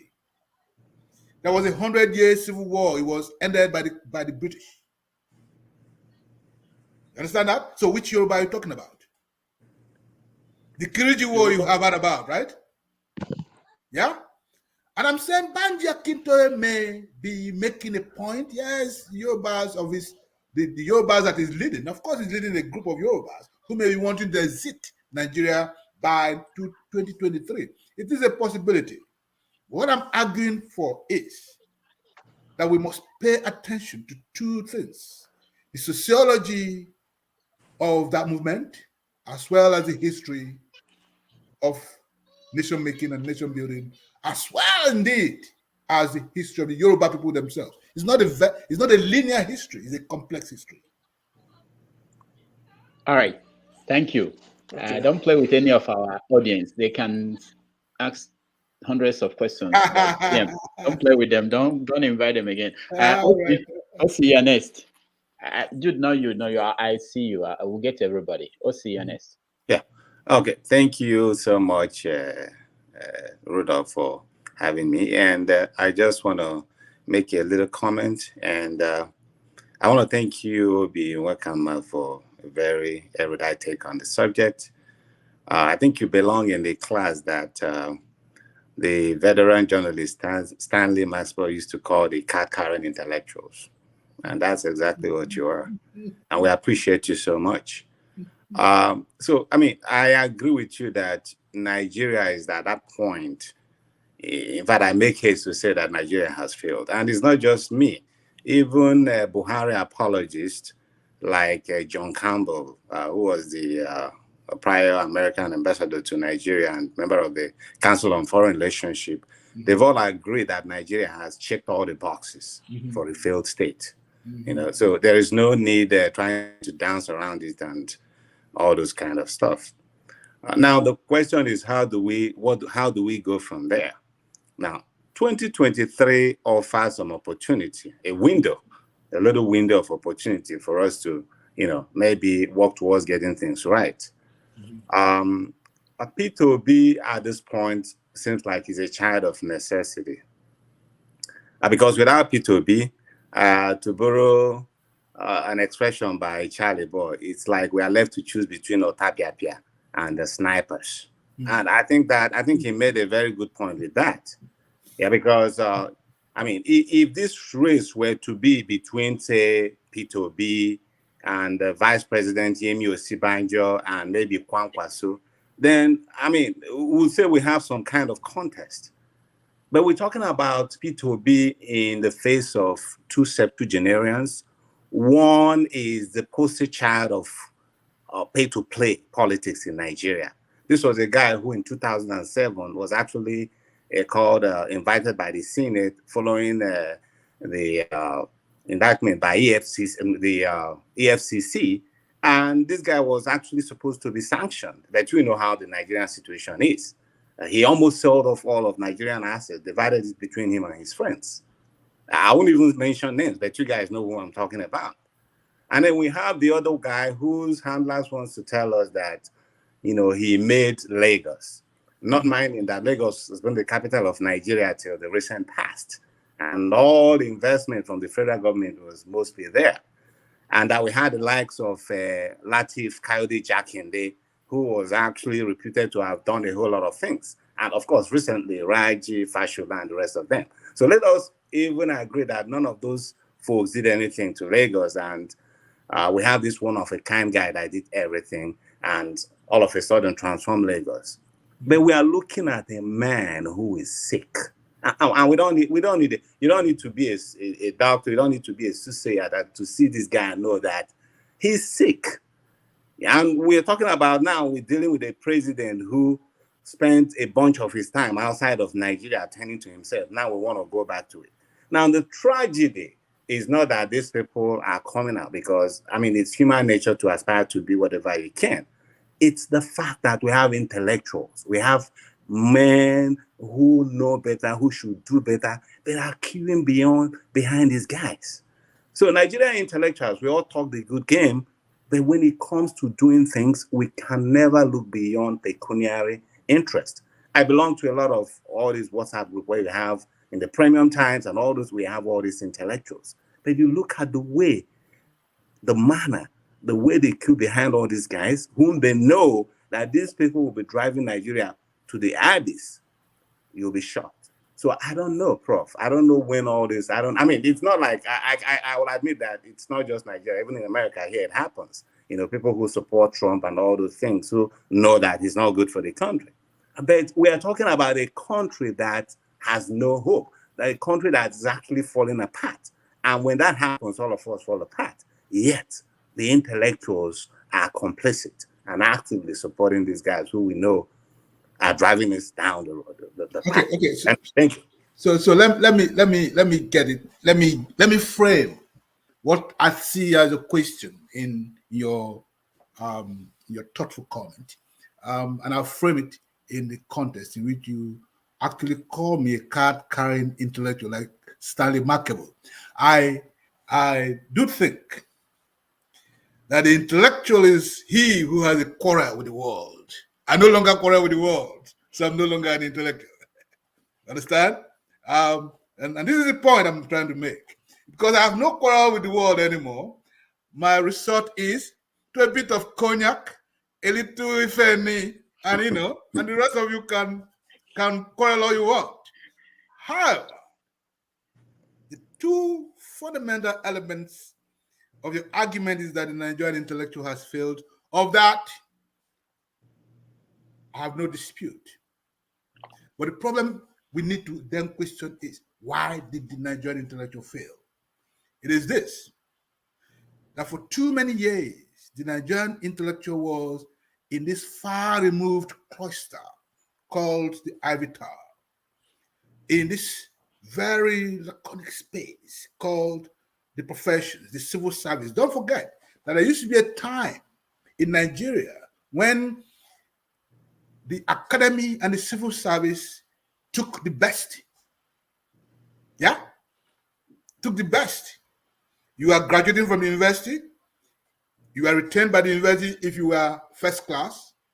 And then you were sent to the ministries if you were between first class and first class. So that the public service and the universities took the best coming out of the universities. That was the frame of the Nigerian intellectual tradition. Okay? Of course, the media, part of the intellectual class, the problem, however, is that the radical diminution of intellectual labor then took place. Any intellectual who cannot pay for his glass of wine can be bought. Do you understand that? It's the weaponization of poverty, the dismantling of the intellectual by a Philistinic order that has given rise to this thing you call intellectual prostitution. So yes, let us first of all go back to building an intellectual culture. An intellectual culture is a discourse community. A discourse community is free and productive if it is sustained. And you can only sustain a free-thinking liberal social order if your intellectuals are not hand-to-mouth intellectuals. That's where the problem is. Every society must build its own intellectual aristocracy, its own intellectual club, its own intellectual capacity, because it is the thinking arm of the nation. But if you allow your intellectuals to go to seats, make them hungry, disperse them, make them incapable of thought, they stop being intellectuals. They will become how-for-do, jobbers. That's what I think has happened. We are now in the era of the anti-intellectual society that is Nigeria. And as you say, Nigeria has, totally, by all indices, collapsed. It's a miracle that you still have anything that people are still talking about Nigeria. The reason why you are still talking about Nigeria is that you still have oil in the Niger Delta and people are still buying it. But every basic frame for which a society, for which a nation survives or exists, has disappeared in Nigeria. Its mode of exchange, its universities, its civil service. Yeah? Okay? Its public services, the trains, the road networks, the shipping lines, the post offices, those things by which a nation is made, they've collapsed. And therefore, the idea of the nation itself has collapsed. It has gone into, into what you call, cul-de-sacs. Everybody amongst you here now is from a community where they have royal majesties, even in Igbo land. Okay? There's a place in my old town now that calls itself Ancient Kingdom. And I'm like, when was this kingdom formed? 15 years ago was probably ancient. An ancient kingdom run by His Royal Majesty. And it was a guy who used to be a mechanic. I'm like, the world has shifted. But you'll be shocked by how many people pay money so that they will kneel before this idiot to be given titles, including your so-called intellectuals. It is the inversion of value. That's the problem. It's not it's what has happened in Nigeria is the inversion of value because there's no existing value as it is. Does that answer your question? All right. Yeah. All right. Thank you, Professor Nwakanma. Man of prestige, you're next. Yeah, good afternoon, everybody on the platform. And it's nice to be on this platform, Rudolph. And nice to be on this platform too, Dr. Obi Makele. My first question is, where can I get your book? Can you talk a little louder? These ears are old and Where can I get your book? Oh, I would normally say bookshop, but okay, is it in the Amazon? It's online. It's on Amazon. Yes. Oh, okay. Thank you very much. Yeah, you should go to the paperback is cheaper. It's about don't go for the hard copy. I think I'm not sure you can get the hard copy anymore, but the paperback is a little cheaper. Huh?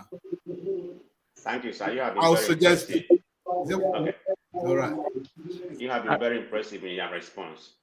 So let me begin my comment. I'm not going to focus on this current space about Nigerian politics. So I will divide to a different situation. This is my opinion. I feel like the Igbos want emancipation. The reason why I say this, because as a Nigerian from Igbo extraction, I feel like we have been through a lot.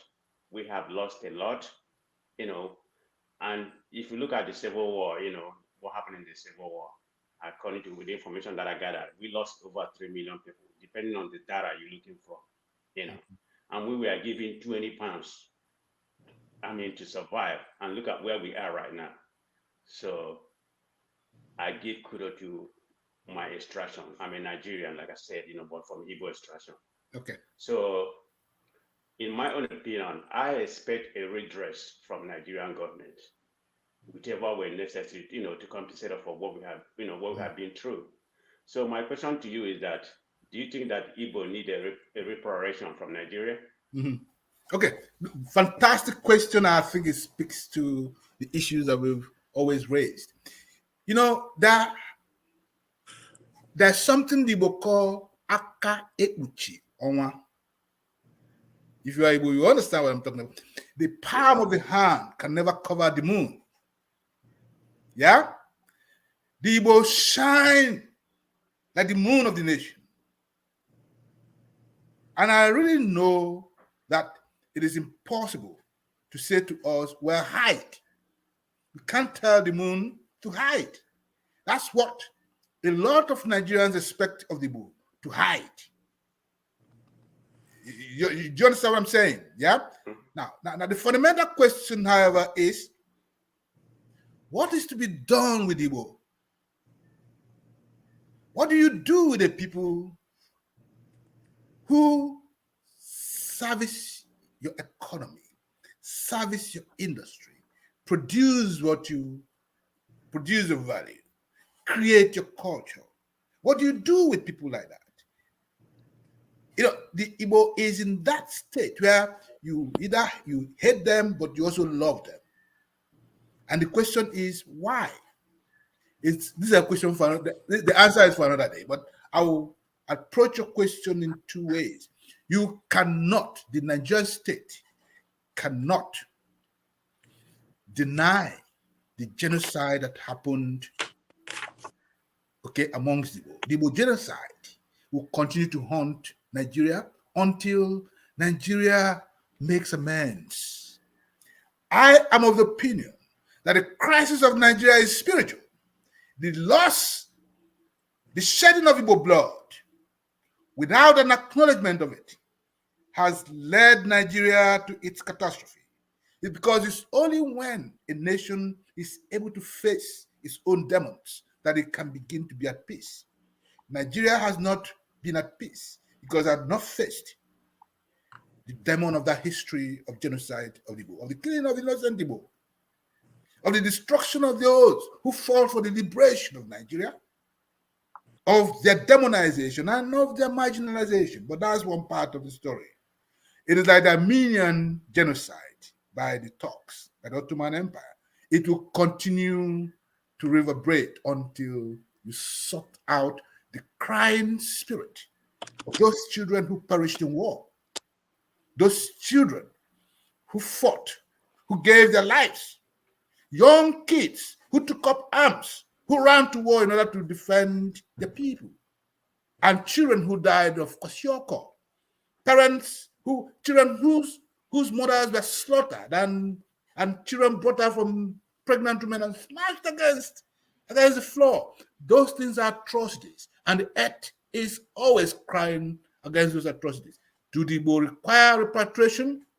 Reparation, of course. But you know, it's also like the question of the reparation for Africa about slavery.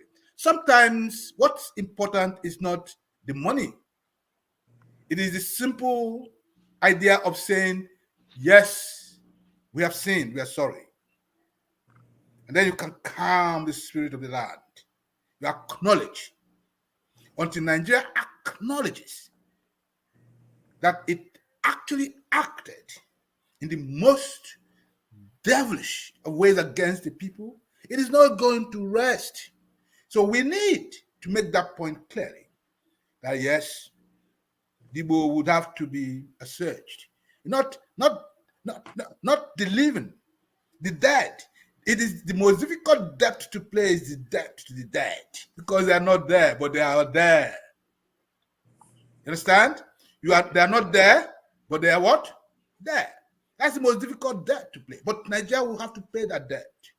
It is not in financial terms, but it also has to do in terms of justice to the Igbo, equity, acknowledgement, the dismantling of the historical institutions or the historical laws that have been made to marginalize Igbo in the nation that they built, that they fought for. That has to end. It will have to end one way or the other. Finally, this question to answer to this question.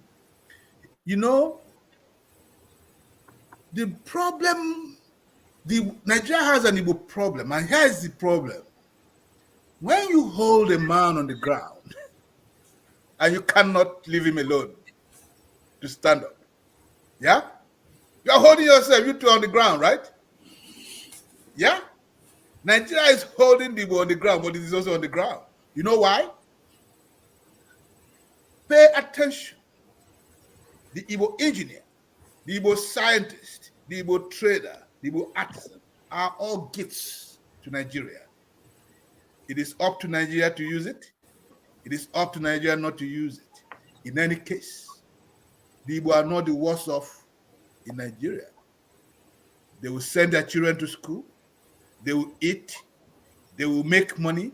They will create wealth. They will survive.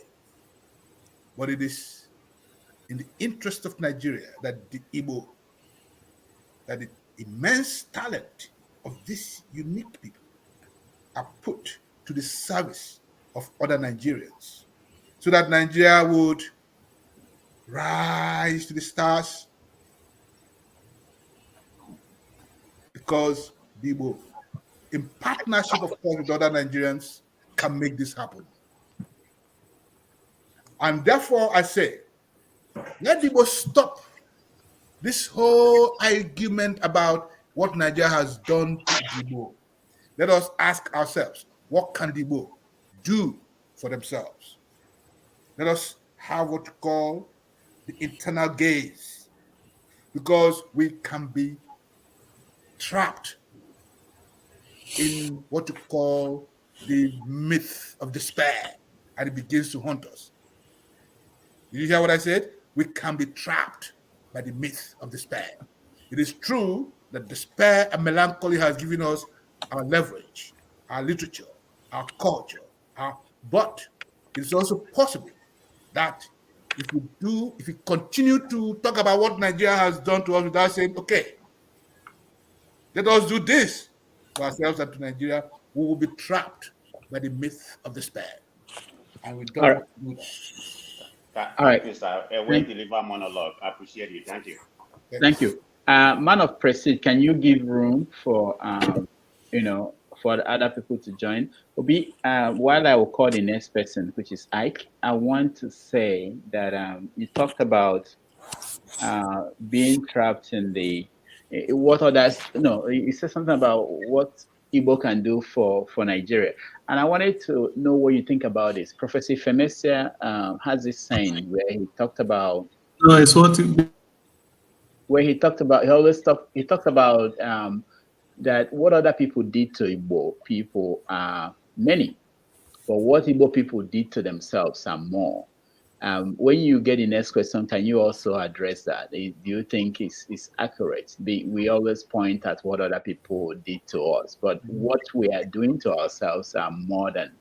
So I want you to address that. Okay, Ike, you're next. Okay.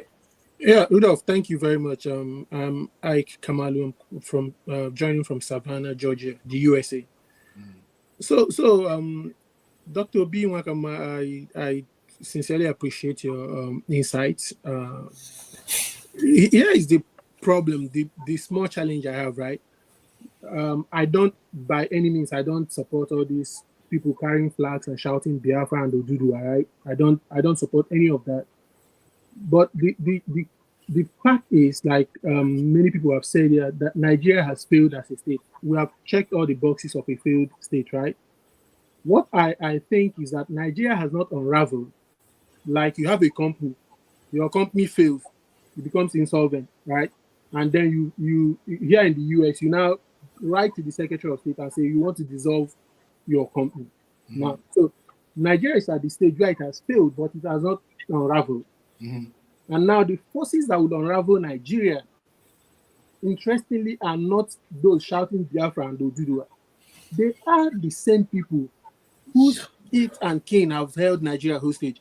Those who are carrying weapons today are from the northern part of Nigeria, ISWAP, Boko Haram, and all of that. They are the ones who are challenging the authority of the state more than any other person or group or subgroup has challenged the authority of the government of Nigeria. So my question is this: how do we continue to support a system, an institution, or anything that has failed? If your marriage fails, you walk away from it, you get a divorce, right? People disown their children. Your business fails, you wrap it, you dissolve it. Why are we supporting a system that has collapsed? Why don't we let it unravel? That's my question. Okay, fantastic. Rudolph. Yes. I will segue into answering this question by first of all addressing your question. The Igbo are not innocent by any means in this relationship called Nigeria. But when you think about it, it is difficult for me to say to myself that this is what the Igbo have done to other people. I know people do often say, oh yeah, the January 15th coup was an Igbo coup. That's a historical. We've proved that over time. That's one part of what Nigerians said Igbo did to Nigeria. That has, 6 years. 6 years into, into freedom, into independence. The Igbo young men, mostly Igbo, planned a coup. That's the old, and then they killed people, a handful of people, including Igbo people themselves. Okay? Well, the question that, however, I always say must be addressed is, after that, what have they done to Nigeria? I think that they were generally nation builders because it's in their interest to build a nation. If Nigeria thrives, the Igbo will thrive. Yeah? If Nigeria fails, the investments that the Igbo have made in blood and material in Nigeria would have been would have been to nothing. Okay? This is what. What do the Igbo do to themselves? Yes, the Igbo are not saints. Igbo people themselves have equal responsibility to creating a nation. There are corrupt Igbo politicians. And we can name them. If you want me to name them, I'll name them. But I'm sure they will sue you, not me. No. We don't mind. We're in America. Okay? Let them sue us. Go ahead. I will tell you that there are corrupt Igbo politicians. If you go to Abia State, go to Imo State, go to Enugu State, go right down to all Igbo states, you will see the evidence of this corruption. It's not the Nigerian state that has said, don't rebuild your schools, don't rebuild your teacher training colleges, don't rebuild your industries. We have what other Nigerians actually envy, which is the human capital.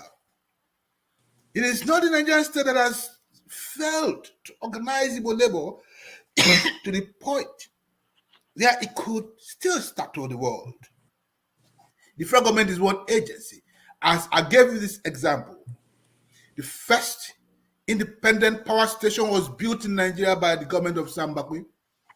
It was dismantled by an Igbo officer, naval officer, James Aneke, who was governor of Imo State. All the industries that Mbakwe built was an Igbo governor who said there were white elephant projects and dismantled them.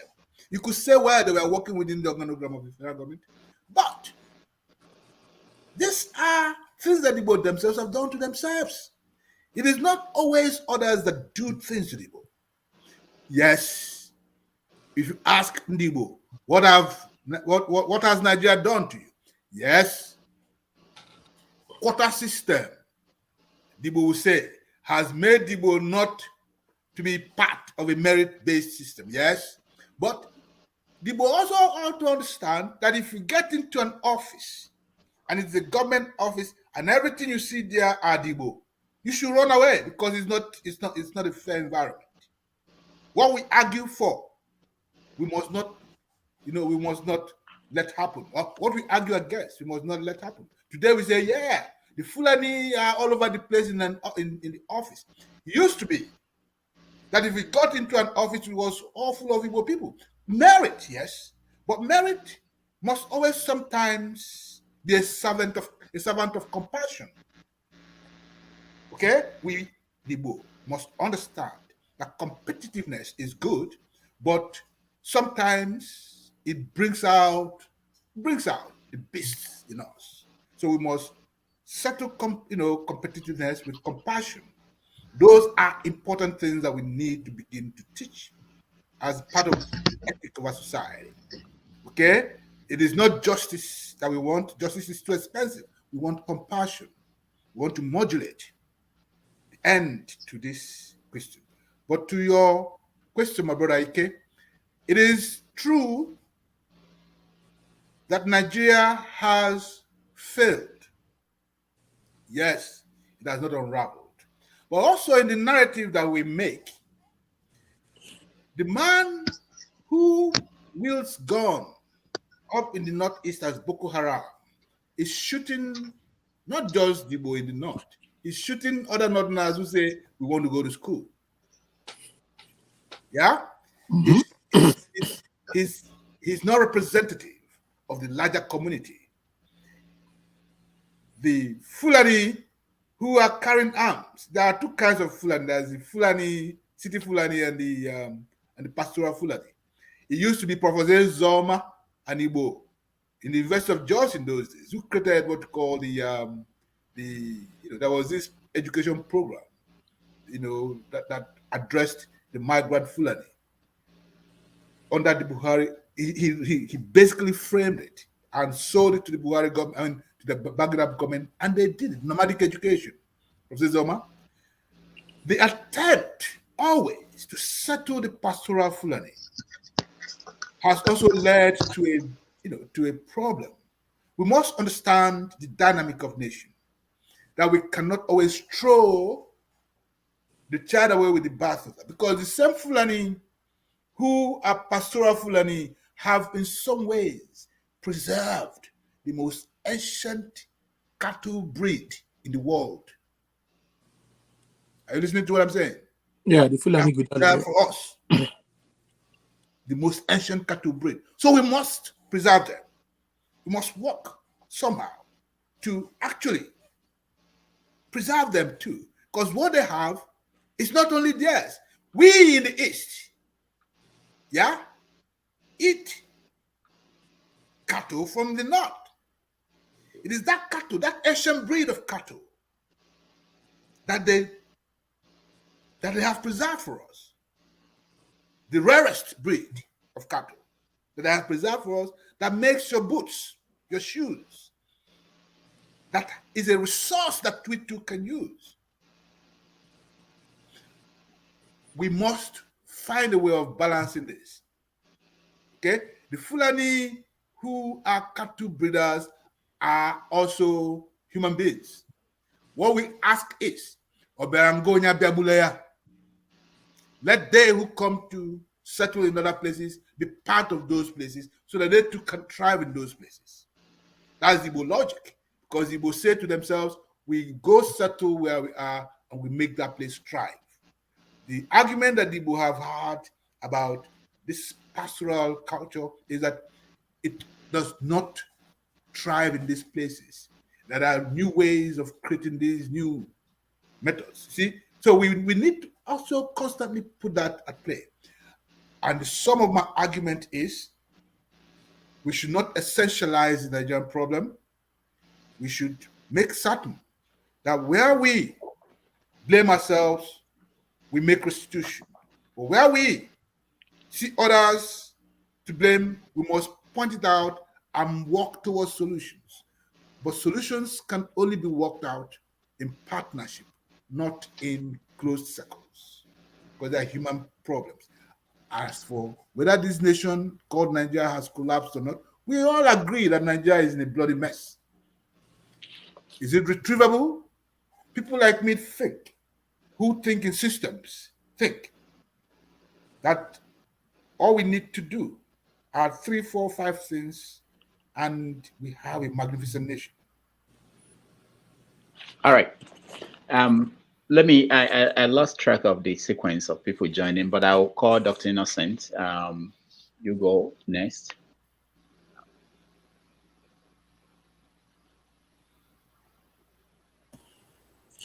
Thank you, Rudolph.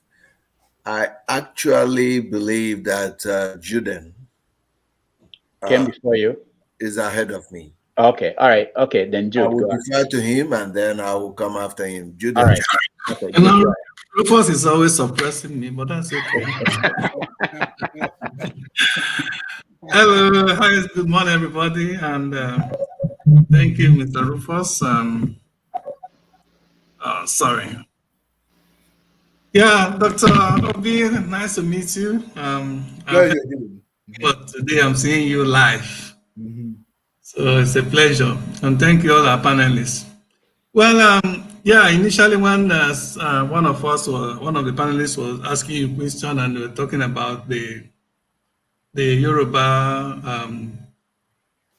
trying to get their nation, and you were commenting that, how is it going to work? and trying to relate that to what happened during the Biafra war. Personally, I would see that as, it kind of doesn't have much comparison, in the sense that during Biafra war, it was just basically the Igbo, the Biafran. The Yorubas never had any interest of succeeding. But right now, as we speak, let's assume, referring to the three major tribes in Nigeria, two want to live. In fact, as of yesterday, that is how prepared or how anxious they are to live. So it's not the case of, let's assume anything happened now and the Nigerian people, the Nigerian nation will now connive with with the Yorubas against the Igbos, as it was the case during Biafra Civil War. So this time I think it's totally different thing. And moreover, I want to put this clearly: Yoruba nation and Oduduwa and Biafra agitation, none of them is asking to go to war. They are asking for referendum, asking for Nigeria, that since we have all agreed, both within Nigeria and outside Nigeria, that Nigeria is not working. City called Nigeria is not working, it has failed. So why can't we come together? Decide whether or not we want to continue to expand it. Okay? Because it's a system or a situation where one part of Nigeria will believe that they are more Nigeria than another part, and then they want to lord it over by every through every crooked way, through the barrel of gun, like it's being done right now as we speak. There's even war going on in Nigeria today, which people have played silently, which people have undermined. There is active killing of the Igbos, of the Biafran today, every day is going on in Nigeria. People tend not to talk about it. So the injustice that is done to the Igbos during Biafra is still happening up to today. And people are being killed, people are being bombarded. In Igbo state, in every part of Igbo land, it's happening today. But Nigeria doesn't want us to talk about it. Now, how can a country continue to exist under this kind of structure? What the Biafra and the Yoruba agitation is simply asking for referendum, or let's come together and decide. Since for the past several, people have forgotten whenever they're trying to label Nnamdi, blah, blah, blah. They forgot that Nnamdi started originally by asking for dissolution of power. That is, what is it called again? Where individual individual region will have a sort of autonomy to pursue their own goal, as it was before the Biafran War. And there's what is this? You call it true federation. Let me. Exactly. But Nigerian nation, including all this terrorist, Buhari terrorist administration, say Nigeria cannot be negotiated. That nothing. They don't even want anybody to talk about that. That was how the transition or transited from, okay, since they don't want us to come together, they don't want to dissolve power and give autonomy to different regions. Okay, let us then separate. Let us go our own way, since it's not working. You live in a marriage, and that marriage is killing you. It's preventing you from growth, and the person doesn't want you to live. What is the essence of it? Then we have to go our separate ways. Can I? We can go our separate ways without fighting a gun. Can I answer this question? I think you've made a point. Yes, doctor. I think the points are the point that most people are making, and I appreciate it. I want us to look at these issues holistically, strategically, and dialectically. Yeah. First of all, we make the mistake of thinking that Nigeria belongs only to the Igbo, the Yoruba, and the Hausa. The people who stopped, okay? The people who were buffers in 1967, who at a conference in Benin in 1967 stopped the North and the West from creating what we now call true federation, where the minorities of the South and the North. they are a significant number of Nigerians. They are actually put together the majority of Nigeria, even though they are fragments. You understand what I'm saying? Nigeria is not just Igbo. It's not just House. It's not. I know just, that. You understand that? I understand that, and my comment indicates that also. Let me also deal with this question, because I think it's important that we understand that I probably was one who inserted in one of my obit columns the necessity for a referendum, and everybody now picks up the whole question of a referendum. But I laid out in that argument in the orbit, maybe in 2007 or thereabout, that a referendum must be,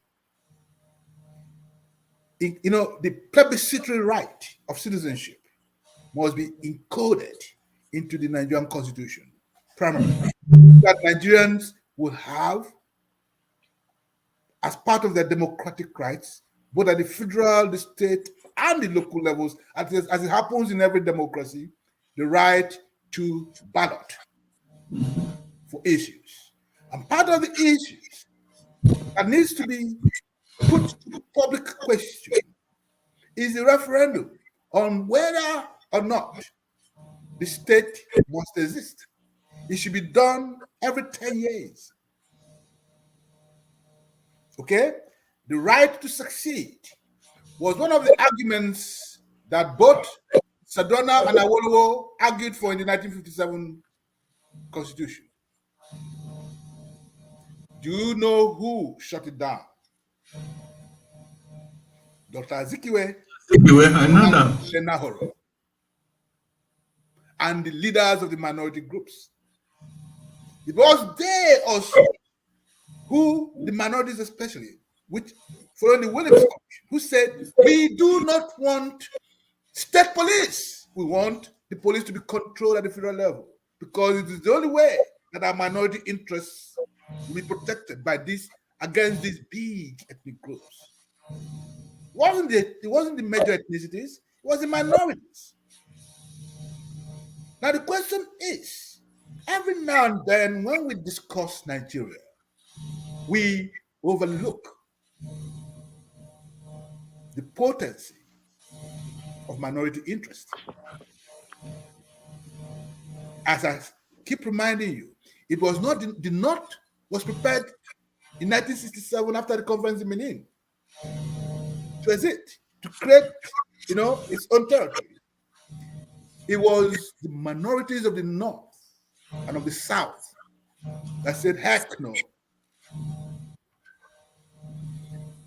And therefore, if you have these historical contests, you will see, and you are able to problematize these agitations, you will see that we're making the same mistakes. The big three are talking to themselves and across the minorities. The architecture of Nigeria is a complex architecture, and I want you to study it sociologically.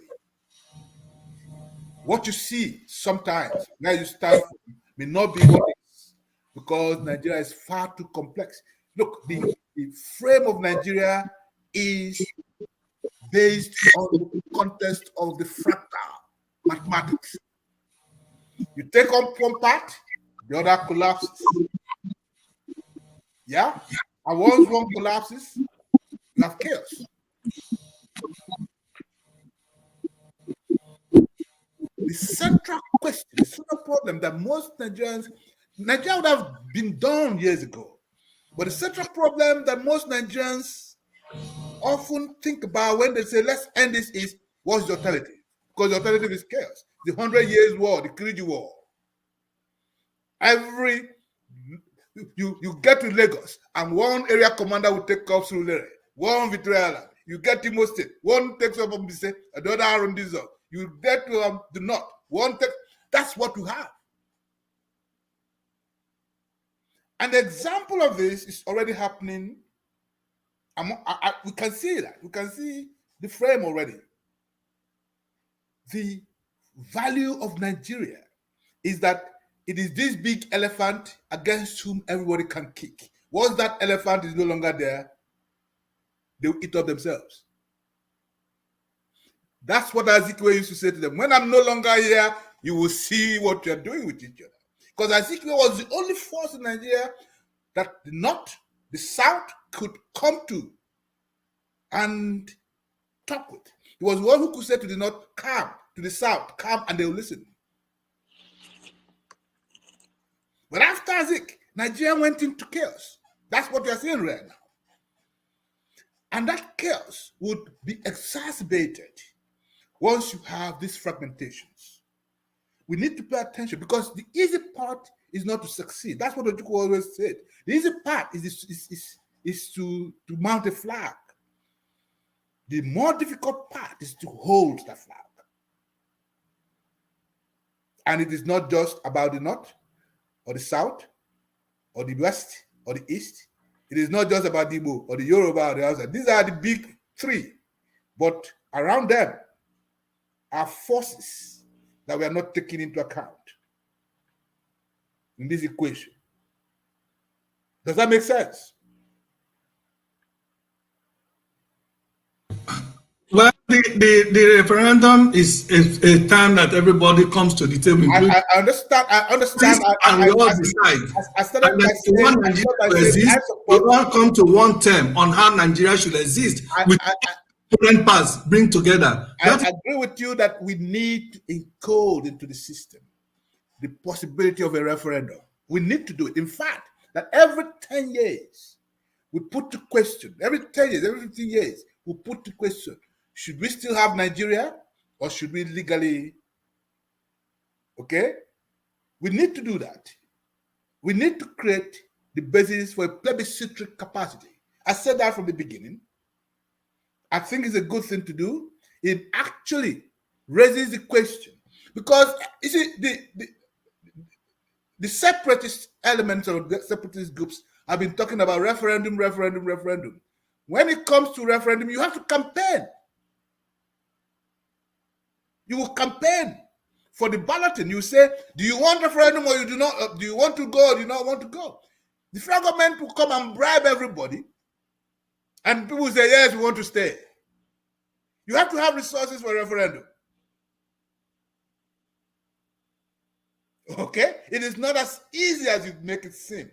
Look, the referendum, the Cameroonian plebiscite in 1961 was an eye-opener. Today, Southern Cameroon regrets its choice.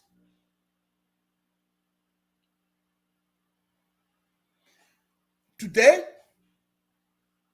people said to each other, we want referendum. Referendum is fine, but do we have the resources, as Biafrans say, to conduct a mass campaign that will say, yes, we want to go?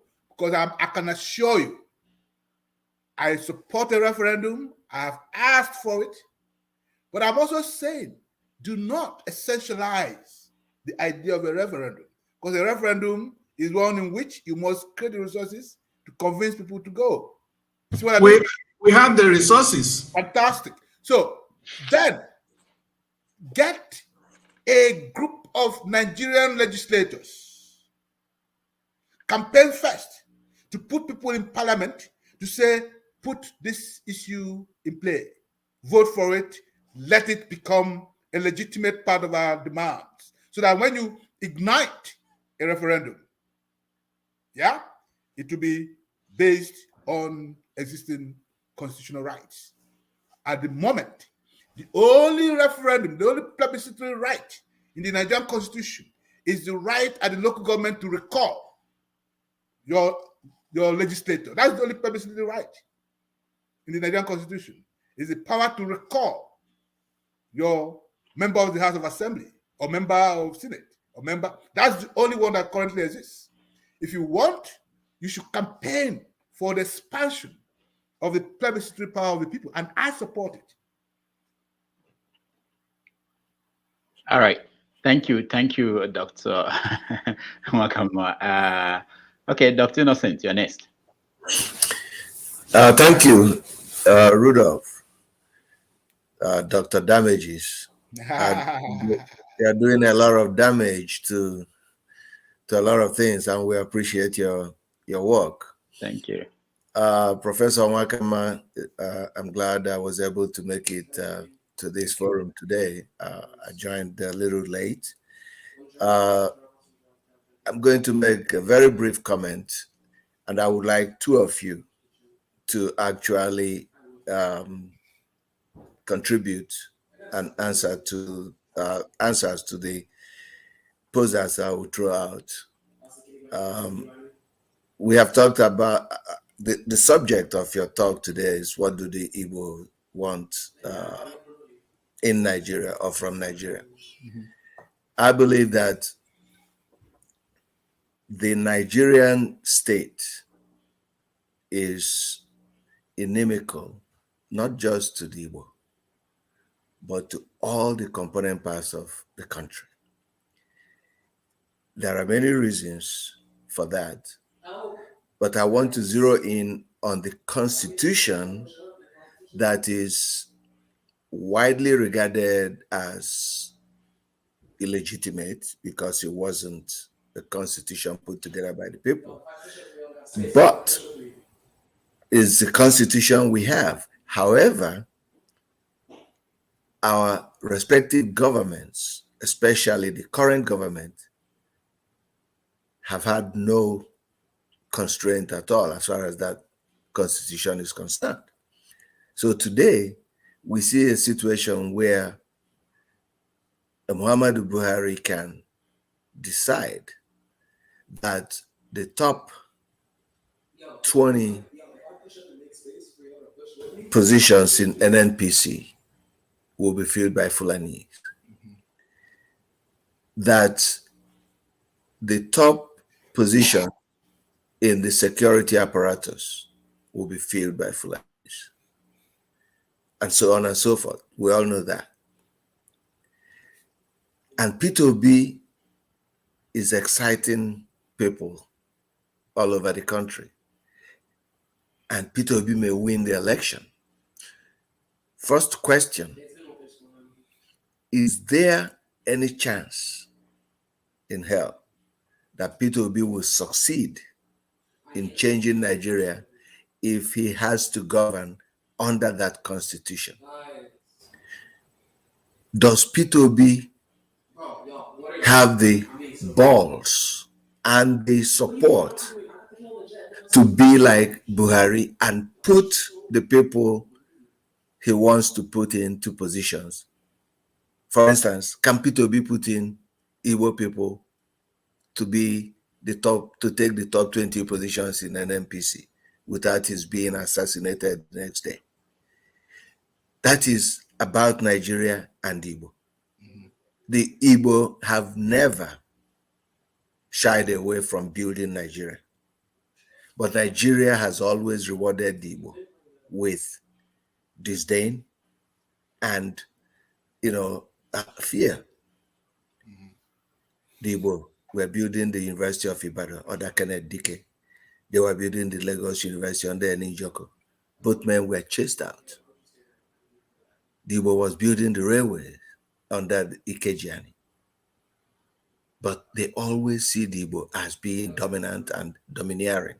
So I want your comment on how P2B can survive and bring the changes that Nigeria needs. About the Igbo themselves, I grew up when the Eastern region was thriving. You mentioned the ZIC's 10-year and 5-year development plans that led to the rapid growth of the Eastern region under Emma. I was a young boy at that time. I remember the Rainbow Town in Port Harcourt.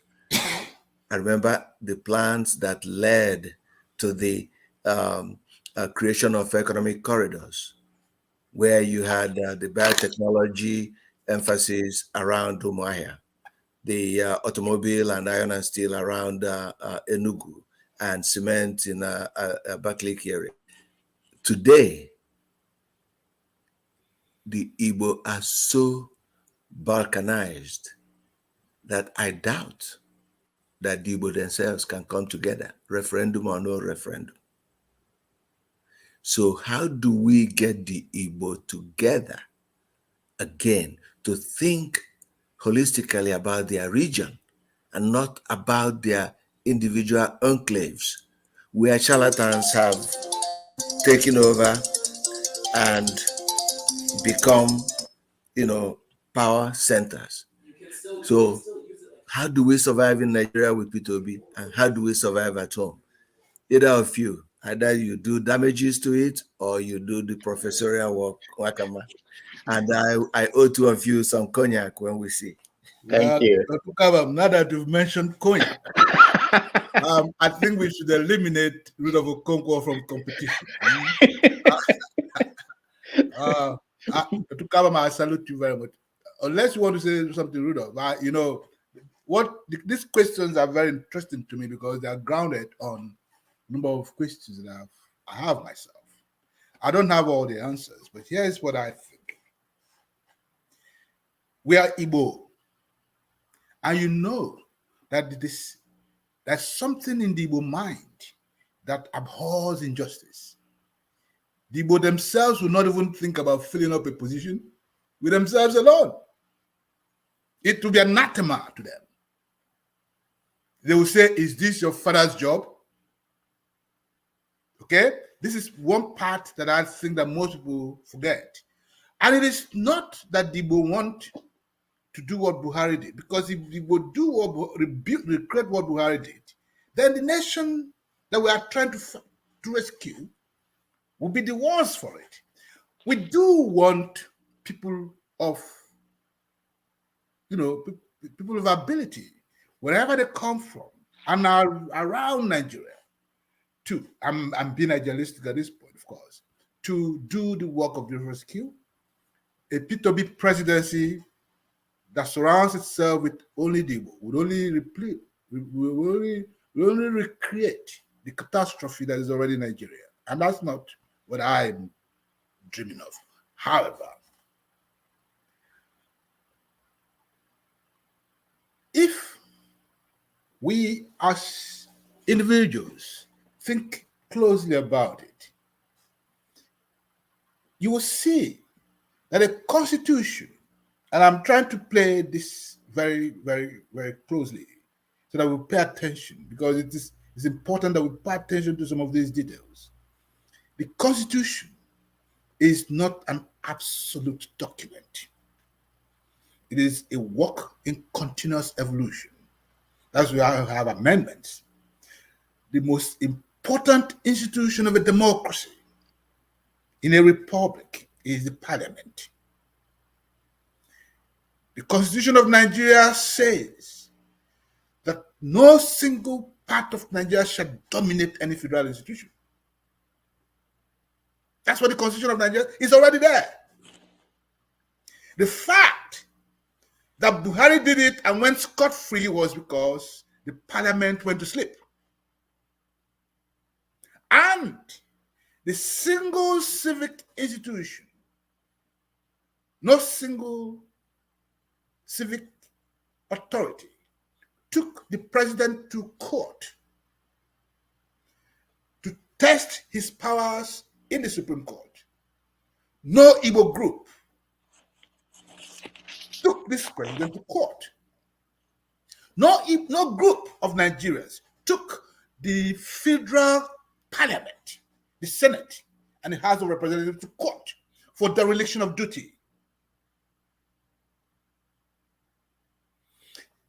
The Constitution gives us everything,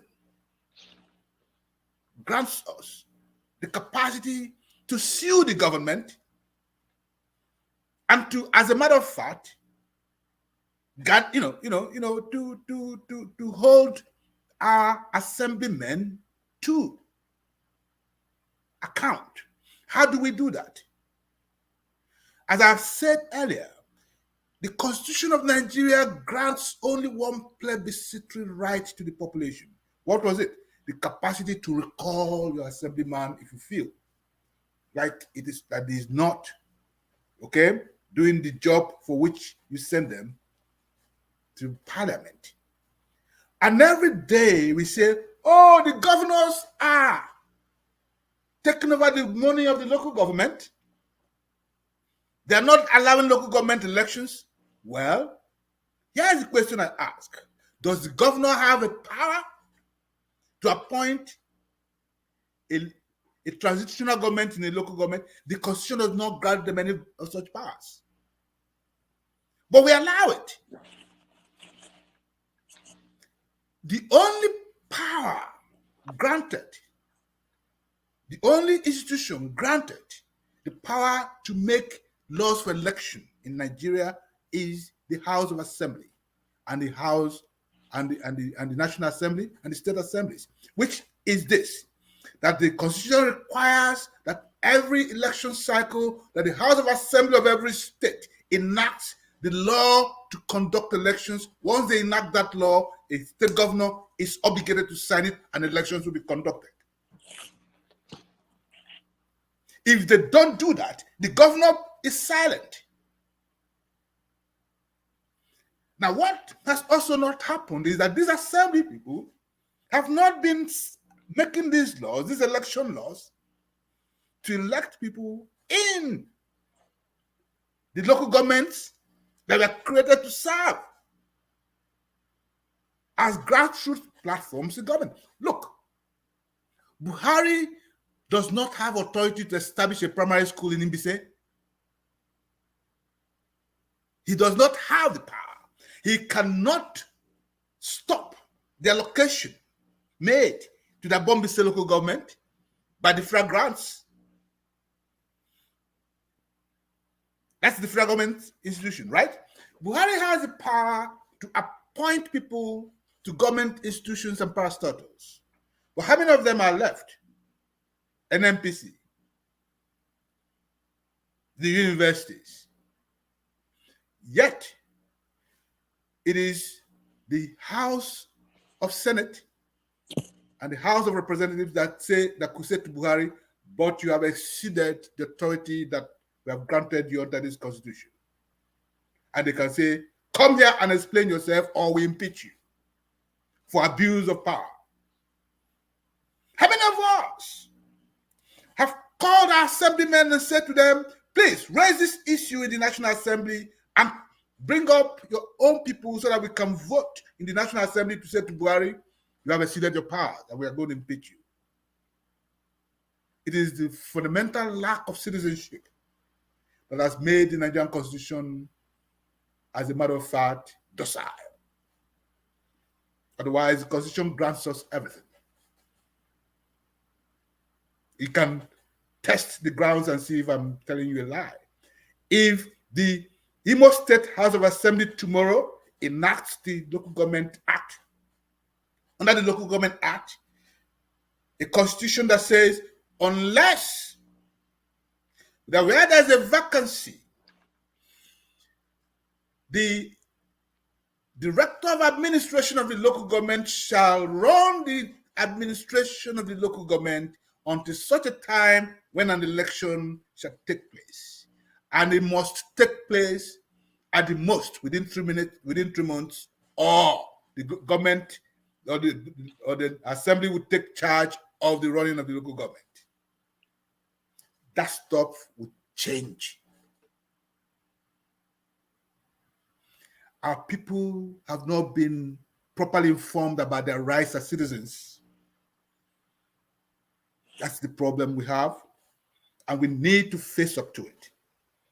Dr. Kabam, I hope I've answered the question. All right. Thank you, Dr. Nwakanma. We'll go to Timothy next, but I think he was expecting me to comment. Yes. I will say something from the perspective of a reporter. I was told that by people who are behind, close to P2B, that he's not as weak as he may appear to some people, that he might be able to change some things if he gets there. But I don't have confidence in that happening. I don't believe he can transform much. But what I think will help or could happen is if the people behind him, I mean, I'm talking about the young people who are supporting his candidacy, if he wins and they do not go home, if they continue to put pressure on him, they could be the force that will change that country, whatever you want to change. So just think about this. If P2B proposes that he would like to have state police, that every state should have their police force, okay? And the National Assembly, they say, we are not going to approve that. And he moves the young people behind him. The young people are saying, we want that. I don't think anybody in the National Assembly cannot stop the force. If he wins the election on the back of these young people, I don't think any National Assembly anywhere can stop that. Even in America, it happens. Sometimes the president will propose something and even his party members will disagree with him. Yeah. And he will take it to the people. And it's the people, the fear of the people that will force that government. So there are ways that something could change, but it depends on everybody playing their role. The people, the person who is running the country. And I say this, because if you talk to APC people, and I talk to some of them, when they proposed, when they were coming in with Buhari, that they would change things. They didn't. Why? Part of the reason is that nobody pushed them. Nobody pushed them. No, nobody. But Rudolph, at least you get the point I'm making about the fact that the Constitution is docile because we are docile.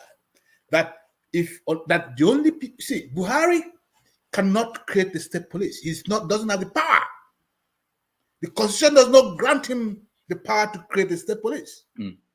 His party, he can muster his party in the National Assembly to create a law establishing the state police. But it is not up to him. He has to do that with the leader of his party in parliament. Yeah. Then they can then create a bill establishing a state police, and they can then bring it to the president and he will sign it into law. And if the president doesn't even sign it into law, it returns to the National Assembly and they can vote up and down and ignore the president's power and make it into law, depending on the number of if they can muster the votes to override the president's powers. That's how democracies work. Our problem is everybody says, "Oh, the president must give us state police. Oh, the president must give us some kind of this or that." The president does not have these powers. The power that the president has derives from the National Assembly. The National Assembly is the most powerful institution in that democracy. It is just that. A lot of the people who are elected into the National Assembly are buffoons. All right. Sorry, let's get to, there's some team. And besides, our people themselves are not propelling them. That's the point. Don't go to sleep. Democracy does not permit docility. That's a good point. I will talk about the other part of his question, but let's get to Tim Ueli. I know he's been in and out, and he's been the longest person here. You have the floor. All right. Thank you very much for giving me this opportunity to air my view. Me, I'm from Nigeria. I'm in Nigeria, in Ughelin. You are in Nigeria? So are you in Nigeria? Yeah, I'm in Nigeria. Wow. I'm in Nigeria. I'm in Ughelin. Okay, go ahead. I'm in Nigeria, Ughelin. Well, I have some few issues to raise. Let me first start by thanking Dr. Obi as well. Since I've been on this program, I've been researching and going through some of your books. And that is a good start. And I should say, with time, I will get to read more of your books. But I want to say something this time that we are. I actually see no reason why. I know some people will feel bad about this, but the truth is, I see no reason why anybody would by any means clamor or agitate for a nation called Biafra in the situation we are right now. Because first of all, we need to look at the situation of the country and as well the people living, the people that are cohabiting together in this same country known as Nigeria. Because I wonder sometimes if some persons feel that the best way is to leave Nigeria. Sometimes I wonder where are they leaving Nigeria to? Because the last time I traveled, most of the Igbos are even the ones who have majority businesses around Nigeria. Any place you go, you must see where I am. There are so many buildings here that are owned by an Igbo man. So a situation where somebody just wake up one morning and say, no, the Igbo will leave and go to the Igbo. Then they are chasing some group of people who might have been benefiting in some places out of their home to go and start from where they did not plan and where some group of politicians came together and planned for their own benefit. Because at the end of the day, from my research of history, and because of these whole issues that most of the youth who don't understand the reasons and why this whole fight and these whole issues came about, so people find it very difficult to read and also research. From what I found out that the first president of Nigeria was an Igbo man. So before Nigeria became Nigeria, there's somebody who was the head. Simply means he has plan for the country. There is a vision towards the reason and why he decided to be the first person to partake on such program on national assignment. And if we come to look at things at this stage that we are be fighting hard to make sure that Peter Obi become the next president, and some kind of issues are raised and some previous threats are raised, they are just raised to start enabling people to ask questions. And these are the questions which we continue to ask and continue to ask. So my questions still goes with, why don't, if the Igbo channel the spirit of leaving the country and channel it into a situation where they will be encouraging Nigerians to come together united, irrespective of wherever you come from, either you are from the minority group or from anywhere you find yourself, as long as you're a human being. We are talking about the black race most importantly. So my question to Dr. Obi is, I think let the Igbo start channeling their energy towards what they can offer to rebuild the nation where we find ourselves. And at the end of the day, we all find ourselves here. We are not God who creates the heaven and the earth. So what we find in the Bible, God created the heaven and the earth, and He creates man in His own image. So we found ourselves in this situation. And the only thing I think is more important and more necessary is to improve the situation of the economy, to improve the situation of the country, to think of helping one another irrespective of wherever they find ourselves. Because here we are working for each other, we are working for the Igbo man as an Igbo man. Igbo man are also working for us. We have a lot of their daughters as our wife, and a lot of them have our lands as their own property. Nobody's asking them questions. Okay. And it's the way things are supposed to go as a human being, not by trying to be, maybe create something out of what is not important. Like if you look at this Anaba flood and the Delta flood, it's not about leaving the country. These are the time to think of, what are the situations happening to this state? What is the issues? What do we need to do? What are the ideas and other things that will be done to beautify the state, to bring the beauty of each of these places? Okay. That is right. my own view, my own observation. Thank you, Tim. Okay. Thank you very much, Timothy. I appreciate your comments. It is true that every now and then Nigerians are given this fiction that Nnamdi Azikiwe was a quote ceremonial president. There was no provision in the Nigerian Constitution in 1963 for a ceremonial president. A ceremonial president is one who has no powers, right? Yeah? The power the Constitution granted the president of Nigeria in 1963 was executive power. In the article that established the Nigerian Republic, the Charter of the Republic, in 1963, the 1963 Constitution said, unequivocally, the executive power of the Federation shall reside in the office of the President. That 1963 Constitution effectively made the Prime Minister the chief advisor to the President. This is something that most Nigerians are never told. And the reason why they are not told this is that it is convenient for the Igbo to say, oh, we have not produced any president. That's not true. But Azikiwe was the first president of Nigeria and he had executive authority. 1963. It is true that his tenure was very short. He was granted this power in October 1963.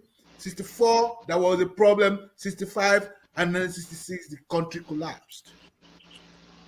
But the executive power of Nigeria resided in 1963 in the office of the president.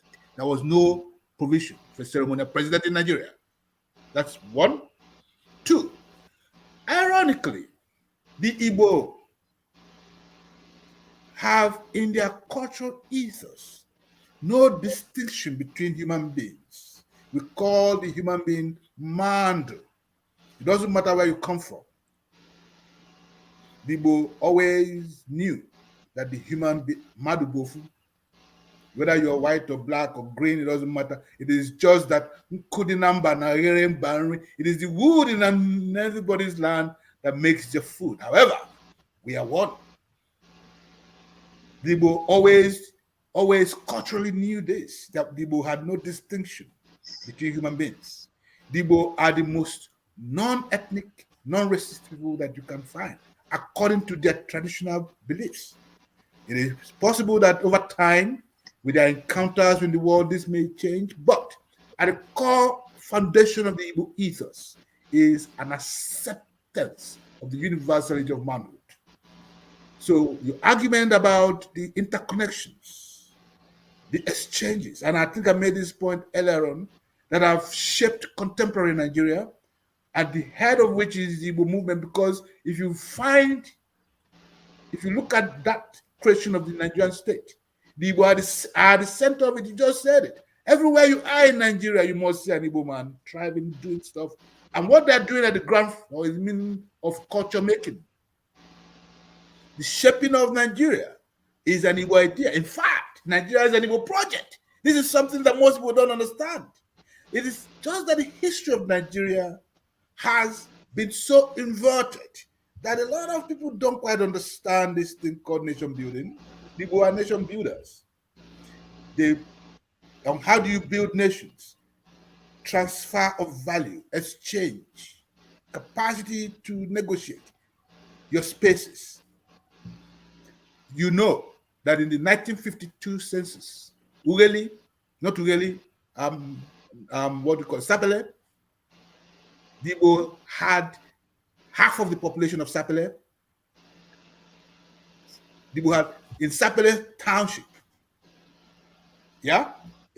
You can go and verify this. Yes, okay? There are Igbo everywhere. All the business, all the big business. I'm saying that Sapele was considered an Igbo town. They are Igbo. You understand what I'm saying? Majority big businesses. Sapele was considered an Igbo town, not Urobo. I mean, this is by the 1952 census. Okay? The problem with Nigeria is that most people, as Pius Okigbo used to say, have forgotten the minutes of our last meetings. We need to retrieve the essential history of Nigeria and put it in the front of the young generation that do not know where the rain began to beat us. And they will understand. Okay? They will clearly understand what you're talking about. And I believe you, I agree with you, that our essential problem in this generation must be to build a prosperous and equitable nation, a nation where people are given the most vital essentials of their existence. Food, access to clean water, good housing programs. It doesn't matter whether you're Igbo or Kalabari or Fulani, you need to have food. You need to have a good environment to live in. You need to have education. I don't want a situation in which the Igbo alone will have education in Nigeria, or in which you create an oasis that is Igbo, an Igbo nation, and around it will be the poor nations are, it will be insecure. If you have an Igbo nation surrounded by poverty, it will be an insecure nation. It will be like, like the state of Israel around its own neighborhood. It will be in a constant state of war. And you don't want to give that as inheritance to your children. It could be, if Biafra succeeded, we would have the most civilized, the most developed nation in West Africa, surrounded by poor nations, but we will not sleep. And in any case, we'll be a very small, rich, inconsequential nation, but we will not sleep. We'll be rich, inconsequential, and sleepless. All right. Thank you. Now, I promise everybody here, you have a chance. If you have not been able to ask a question, you will have a chance. Obi is staying, but we are going to take 2-minute break. If you have to drink water, and just to give our guests a chance to also pause. If you have to, whatever you need to do, 2 minutes break. We are going to come back and give everybody a chance to ask their questions. So let's take 2-minute break, and we'll be right back.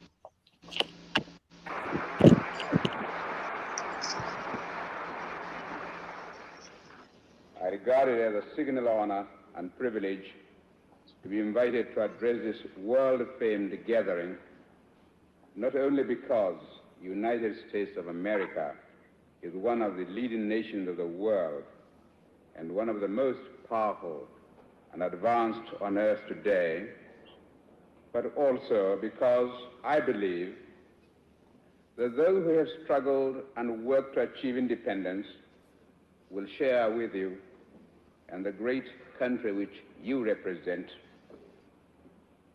a special meaning of liberty, of freedom from outside control, and opportunities for the fulfillment of one's national desires and cultural heritage. No one who visits the United States of America will fail to notice the effects of a free society and of a democratic system of government in which the rulers are the embodiments of the will of the people, and where the activity of those who rule are reviewed frankly from time to time by the entire population. We admire the American way of life, and we respect the people of the United States for their love of freedom. The spirit of freedom which was kindled in the hearts of the founders of your great nation and has impelled you to great feats in moments of national emergency, as well as in your daily activities. That same spirit has shown itself in Africa, and we are determined that the flame of freedom, once alight, shall not go out again in our homes.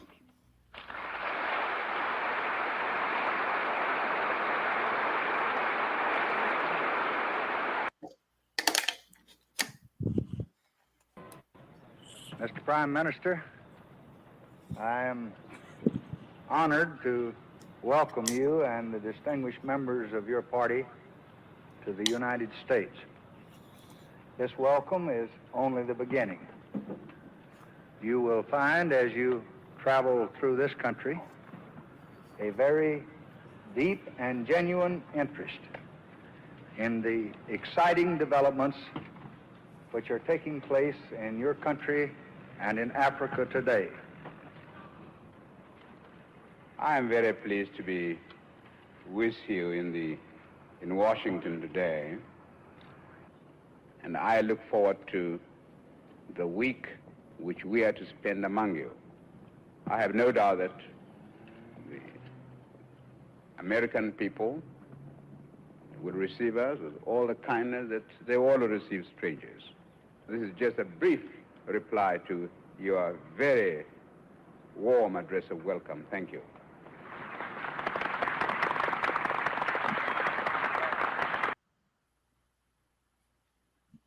All right. Welcome back. That's a little history of Nigeria in the days yonder, long time ago. All right. So let's go to, I think the next person online is Peter. Peter, you're next.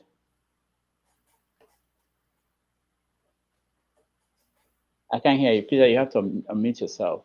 Let me see if I can do it. Okay. Can you hear me? Yeah, I don't to have disturbed earlier because I was making a lot of noise here because of my Arsenal team. They were winning. It doesn't like that. Thank you, everybody. Questions and concerns as well regarding the state. Dr. John Damages, I have to give you a lot of applause. I've been following your program. Oh, since you started, even you need to give me an award because I'm a big fan of your show. Thank you. You can't remember that. I always remember everything. Okay. Thank you so much for this opportunity you gave to all of us. I'll be following, and I don't even know, it could be very easy for me to tap into, make some noise at times. Where's your noise maker? It's not here now. This is a different show. I know. All right. Igbo Kwenu, I know that is not how they said it. I could have used another way, but I'm going to upset my Igbo brothers. You know, I'm an Edo man. My concern about this whole thing is that we love our Igbo brothers. We know there are a lot of concern within us and every part of us. My own concern about what Prof has been saying all along is that I have not heard where Igbo man talk about the unity between the South or Southeast. We always hear the Eastern state.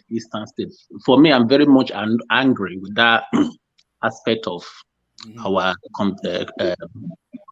unity in this region. When you go to somewhere alone, you will come alone. You know, I'm not sure that the Igbo brothers are short of. They're not short of any groups, and I think the Igbos have become minority in the majority. They know, the Igbos know this. If we look at the Yorubas, they can win election. Like we said, they would support. I heard somebody say earlier, they would support the Hausa or Fulani. Yeah, but in the South, and Southeast, we become minority because we don't want to unite. We see the East, who are majority to the Federation of Nigeria, abandon their people because they believe that thing majority safeguard. I think that is what people are suffering most of the time.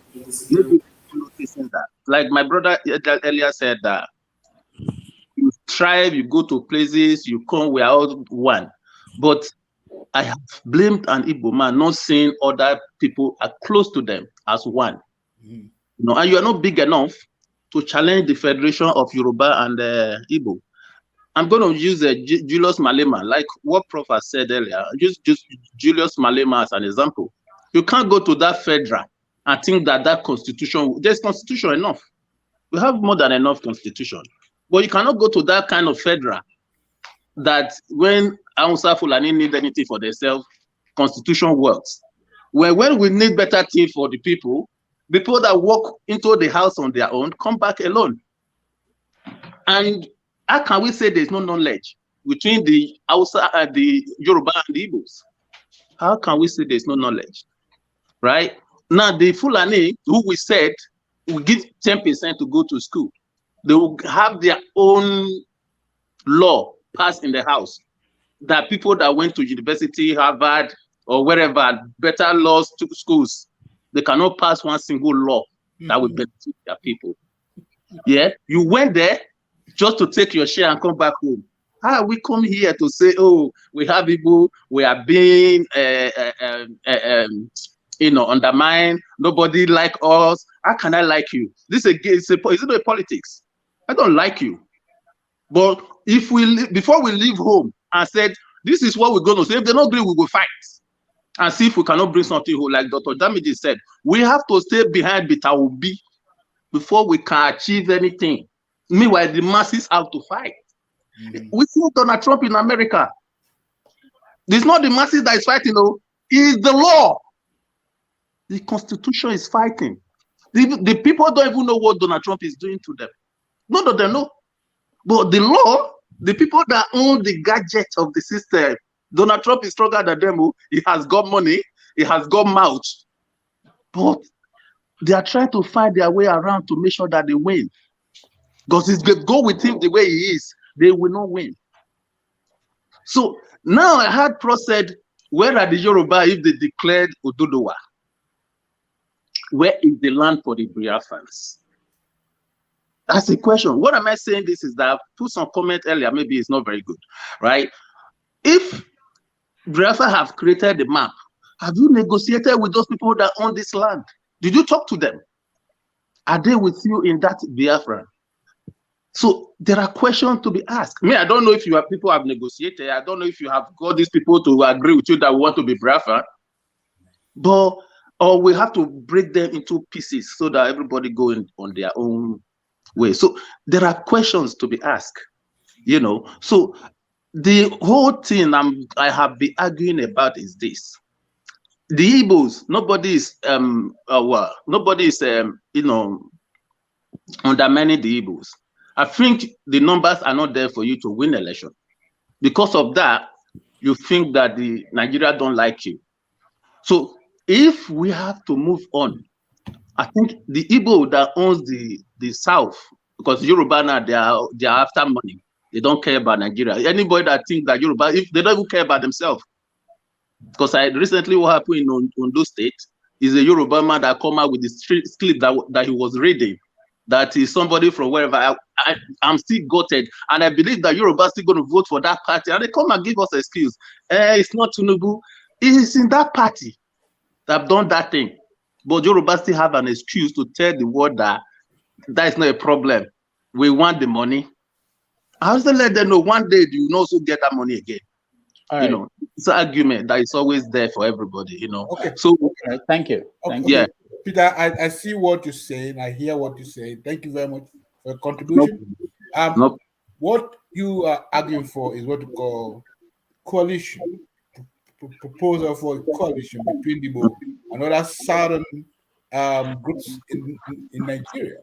I have a different take on it. I think that Igbo have always attempted to build coalitions. However, many of them, you know, the key politicians in the East have not done it in the real ways in which coalitions are built. Okay? And it's the absence, if you like, of the intellectual, again, people are talking about Igbo intellectuals. The absence of Igbo intellectuals in the business of politics in Nigeria is, you know, is in part the cause of these kinds of ruptures. However, it is not true that they do not have numbers. I think they will have numbers. They have just not been mobilized. They are very alienated. They will have been alienated from Nigeria, particularly since 1983. Okay? It's that condition of alienation that has compelled a lot of people to actually have what you call a spiritual flight from Nigeria. Most people live in Nigeria, but they don't live in Nigeria. Their minds are outside. Okay? It's either home or exile for them. There's a certain condition of, okay, spiritual exile. And my argument has always been that it's been counterproductive. The Igbo as a people have every right and every reason to build Nigeria. The Igbo as a people, look, I lived in Benin City for 1 year as a youth corper. Okay, I saw, you know, all right, I saw Benin. I had a network in Benin City. That was capital of Bender State. So because people were still in Bender State, I mean, they were across, you know, they were still in Bender State. So Benin was fairly cosmopolitan, was provincial but cosmopolitan in its own ways. Now, you can see whether you go to Benin or Bauchi or Jos or Lagos or Ibadan or Warri or Owerri or Calabar or Port Harcourt or around the country, you see this alchemy of Igbo presence. But what you never see is the Igbo coming to vote during elections in those cities. They disappear during elections. They don't vote. You understand what I'm saying? And you cannot create useful coalitions with other people. And you're right. Sometimes the Igbo themselves in this generation have grown very provincial. They have become so alienated from Nigeria that they have provincialized their own interests. And it is not in the larger long-term interest of the Igbo to continue this process of alienation. In that, you're right. In that, you're also right that there has to be a coalition of powers, not just in southern Nigeria, but across Nigeria, of people who want a working nation, a nation that works, a nation that is capable of providing the most basic infrastructure, the most basic needs for its citizens. We need to create a Nigeria that is not subject, but citizens of Nigeria actually, our obligation should be to the Constitution, not to the president. The president is a citizen just like you. Okay? The president has no more powers than you. But because we have invested too much authority on the office of the president or the office of the governor or the office of the local government chair, we tend therefore to think that if a Fulani sits on the office of the president, then he sits on some kind of throne that dismantles the rest. I am arguing that that's not true. I'm arguing that a coalition of progressive forces of citizens interested in the well-being, in their well-being as citizens, should make those moves. Look, your best partner, politically speaking, is your neighbor. That's the person you share the same streets with. That's the person your child is going to the school with their children with. That's the person with whom you need electricity. That's the person you need security with. It is sometimes, therefore, in your interest to go to your neighbor and say, come, oh boy, let us think about how we can vote this person who has not come to repair these streets for us. It is not your townsman who lives in Ureli, who has his own problems, by the way. It is your neighbor on the same streets in Warri or in Lagos who has the problem of how you guys are going to get home after going to work, how you're going to have electricity, how the schools your children are going to go to in the same neighborhood functions. It is not an Igbo problem alone. It's the problem of the larger coalition of Nigerians. And Igbo must not see it alone as their problems. The problem must be seen in one context. So, yes, we Igbo, we have invested in the education of our children. What shall they do after this? Do you want to create a generation of educated people who are layabouts? Or do you want to create a generation of educated people who have work? Because it's not enough just to educate people and leave them on the streets. You are creating a devil's workshop. The same thing that happens, you see, a lot of people do not quite understand that there are three people in that country. See, the Igbo and the Edo produce the highest number of people per population who are going to the universities. They have the same problems. They have the same problem of unemployment. Because if you take a look, the Edo have one of the highest educated populations in Nigeria. They produce university graduates who have the same problem with Igbo because they do not have access to employment because they overproduce. So this problem is not just Igbo problem; it's a problem of, of people who need to work together to solve basic human problems. Does that make sense? All right. Thank you. Thank you. Talking about, we have to move quickly, get to so many other people who are here. Mr. Maxwell, you're next. Thank you so much, Mr. Rudolph.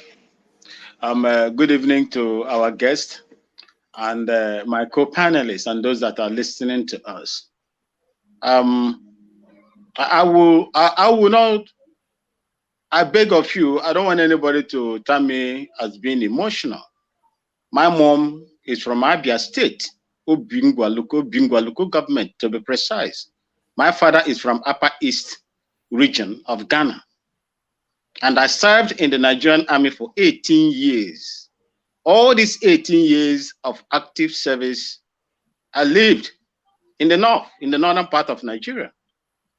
The reason why Nigeria cannot work, the reason why Nigeria can never progress is because of the people that you have allowed to take the reins of power in that country. I know how I was enlisted into the Nigerian army. I know how the list would turn upside down in order to suit a particular ethnic group from a different region. That is the inequality that I see in the Nigerian system. What do Igbos want? An average Igbo man wants an enabling environment to operate. He likes very active and a competitive environment to operate. That is what I see in Igbo man, and that is not. You cannot see it in any other Nigerian. I think anybody can challenge me on that. An Igbo man wants equity and justice. Do they have justice in Nigeria? No, there is nothing like that. That is why you see people clamoring for out. I have a Biafra Igbo blood running inside me, but I'm a Ghanaian. When you come to Ghana here, there is nothing like ethnic divide in here. There is nothing like ethnic, let me just say, narrative that can make people to be deregulated down to the, in fact, one of the tripod that holds that nation are Igbos. Is Igbo, I mean to say. But how are they being treated? When you go to the north, you will know that it is only in the Nigerian narrative that you will see a desert having more population than the riverside. Life grows in the riverine areas. How will you tell me that the population thrives is more in the desert areas where there are no water? These are the false narrative that has been laid down there for many years. And when it comes to elections, false populations are used to intimidate the rest. These are what is going on. I lived in the north and I have witnessed elections, carried on in that zone. I know what goes in there. And if you don't take care, the same thing will continue to repeat itself. I will tell you today that even P2B, 100 P2Bs, become the president of Nigeria, he will never make any changes unless that foundation is changed. The foundation created inequality in the political settings in that country, where a particular state with less than 9 million people, in fact, that 9 million people I'm telling you here now is also, it's questionable as well. Kano State will have 44 local governments with what they call fadamas named as local government. And you want to tell me that you have equality when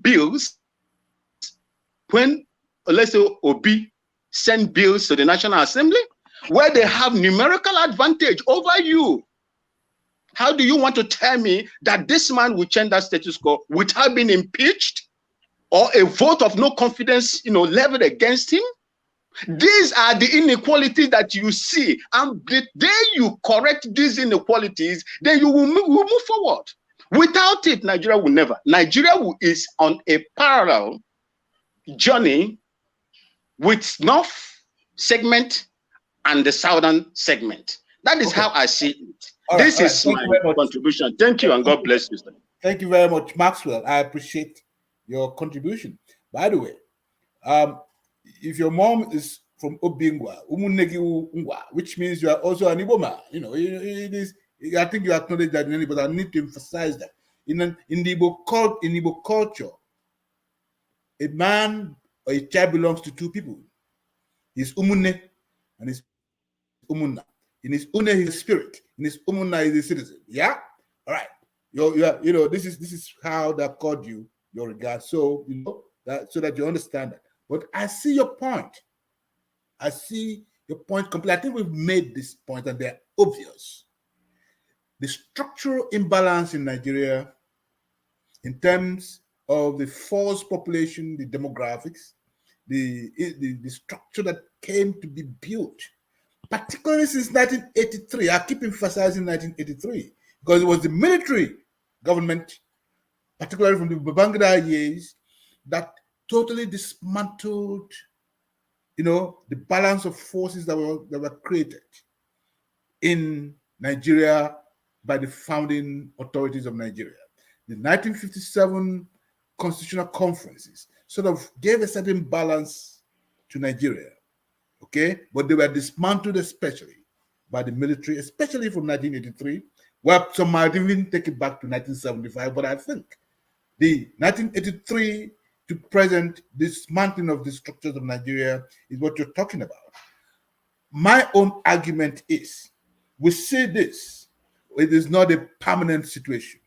And I think that if, as somebody talked about a coalition, building a coalition, if people are able to build even even coalitions in the National Assembly to say, let us rebuild, let us do a proper census using current technology. Let us know how many we are. If people are able to build these arguments in the National Assembly, because we do have the numbers, don't forget that. Because if you look at the North, Central, the South, the Southeast, and various other places, if you build a coalition around them, you can make changes in the National Assembly. You have the numbers to do that. What we have not done as a people, or what we have done as a people generally, is to argue and complain. What we have not done is to activate or instrumentalize our campaign using models that are already available for us. You see the point I'm making? I don't know whether those models will work, but we have not put them to use. Okay? It's called building coalitions at the ground floor, building coalitions at the National Assembly, pushing the argument. Look, I keep asking this question. Every time we say the Fulani have control of us, how come 5 million people have control over 90 million people? They don't have the numbers, yet they control you. So you must be doing something wrong. You see the point I'm making? If you allow 5 million people to run roughshod over you, it means three things. You are either sleeping, or you have no consciousness, or you are a fool. So what are we if we allow 5 million Fulani people to dominate us? They don't have the numbers, they don't have the technical capacity, and they don't have the distribution. So what are we doing wrong? All right. Thank you. Let me go to Mr. Omori. Omori, I know you've been in the car for a long time, waiting for an opportunity. I don't want you to disappear again. Okay, you have the floor. Yeah, thank you once again, Dr. Damages. Thank you for your wonderful job and unbiased approach. Today, I had the opportunity to hear from you for the first time. You always listen to us, whether we are wrong or right. You give us the chance to, you are a Democrat and you try to maintain that. But today, somebody put you on the corner and I could see your view on certain issues. Yeah, having said that, good afternoon to our guests and my fellow panelists. I saw the topic. I try as much as possible to avoid it because the last time I tried to, I had a similar topic. It did not end well with me. Most of us entered the platform as friends. We left as, almost, exchanging blows. It's a very sensitive issue, depending on the angle you want to look at it. I want us to have one thing at the back of our mind, that we are all victims. Most of us are victims. A lot of Nigerians are victims of the anomaly, the amaga called Nigeria that is not working for anybody. It's only working for a few. It's working for a cabal. It's working for few individuals who Dele Momodu may refer to the owners of Nigeria. So, the idea of certain people trying to feel, if you want to go by who is being marginalized, who is being oppressed, who has been relegated to the background in the political setting of Nigeria, we are the people. So, the other time I tried to make an analogy that I'm not comfortable with certain people from certain quarters, see me as an enemy, where in the actual fight, I'm also a victim, just the way you are. Until we begin to come together as a people to say, this is what we want, we go nowhere. Until we begin to see ourselves as all victims, we have to see, there's something that is clear, no oppressor. We want to let the oppressed go without a challenge from the oppressive cycle. So they use you as slave. No slave master will ordinarily want to let the slave be free. This is the message I have for all Nigerians. I'm not comfortable. I don't know how much time I have. Time will not permit me to go memory lane. So I don't want to go to the genesis of the Nigerian amalgamation and all that. Now I want to start it from 1960. That will not permit me to go to the different constitutional development, the little thing, the authority and everything. I want to, for want of time. In 1960, we had the independence, quote unquote. In 1963, we have the Republican Constitution. So I'm not comfortable with the people, certain people feeling there are angels in one corner in Nigeria, while the other ones are rebels, while the other ones are demonic or satanic. We, the educated people, like our girls and Rudolph, we have a lot of work to do. I wish our people, could learn the art of politics and governance, political participation, consciousness, and otherwise, just the way they are versatile in business. I don't know if it's possible to come up with the apprentice arrangement, that's the way we have it in the business. It will go a long way to enlighten our people. You try to crucify me, you see me as a dope brother, that it was because of this person, the civil war did not succeed and all that. It will not help us. It will not. I'm a victim. I'm also a victim just the way you are. And again, that will not permit me to go tell you back to what the lives of Inahoro went through. Not because they were criminals, but because of the fact that they were minorities. Whatever we do and get away with it, what Zik will do and get away with it, what of our Inahoro would not try half of it and he will be in detention. I don't want to go into half examples I will give, but time will not permit for that. But now, nobody is asking questions. I don't think, I try as much as possible to avoid this topic.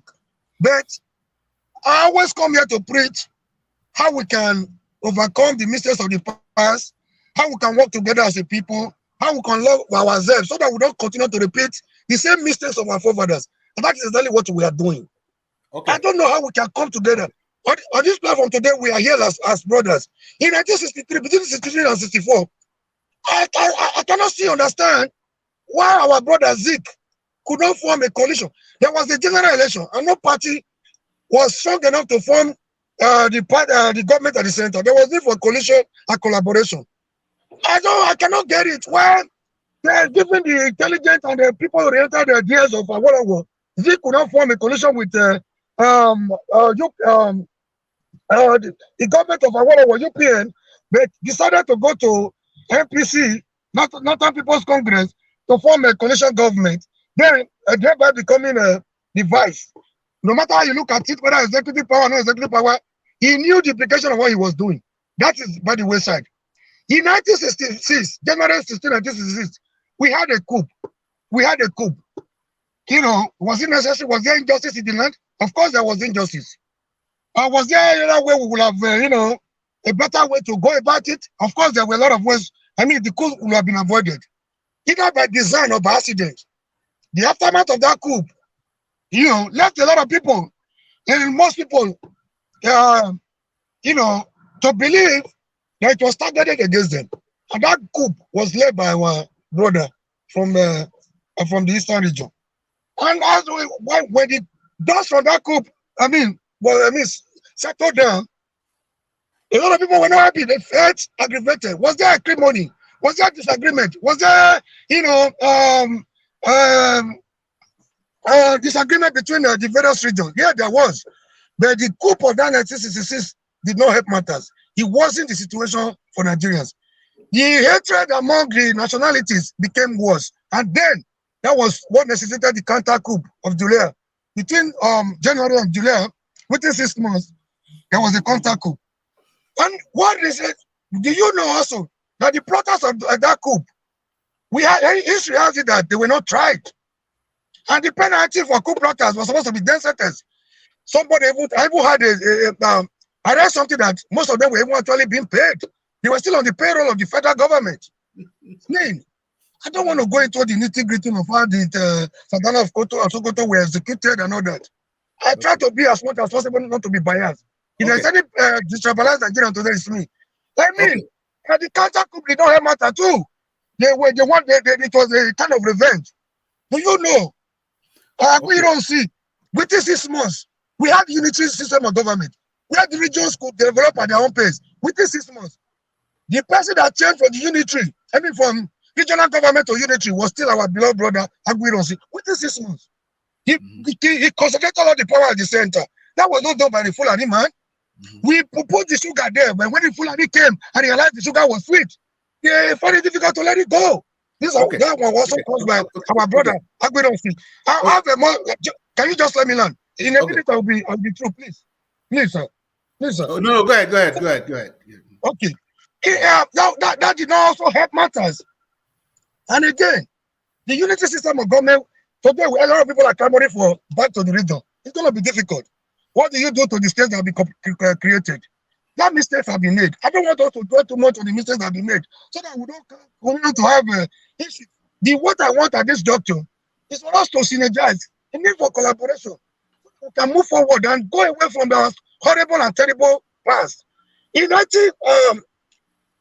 in 1979 again, which is also fresh, most of us were already adults.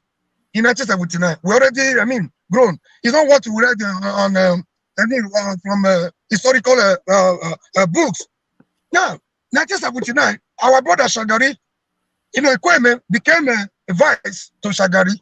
So when our brother wake up to say the Yorubas are selling out to the Igbos, I don't get it. In 1961, like I told you, the alliance was actually between the North and the Southeast, our beloved brothers. In 1979, the same thing repeated itself. And again, even now, very just now, Yoruba realize that, okay, if this is the game plan, we have to go back and form alliance if that is where the power belongs. So they actually started this just recently in 1999. So this black game must stop if we must make a headway.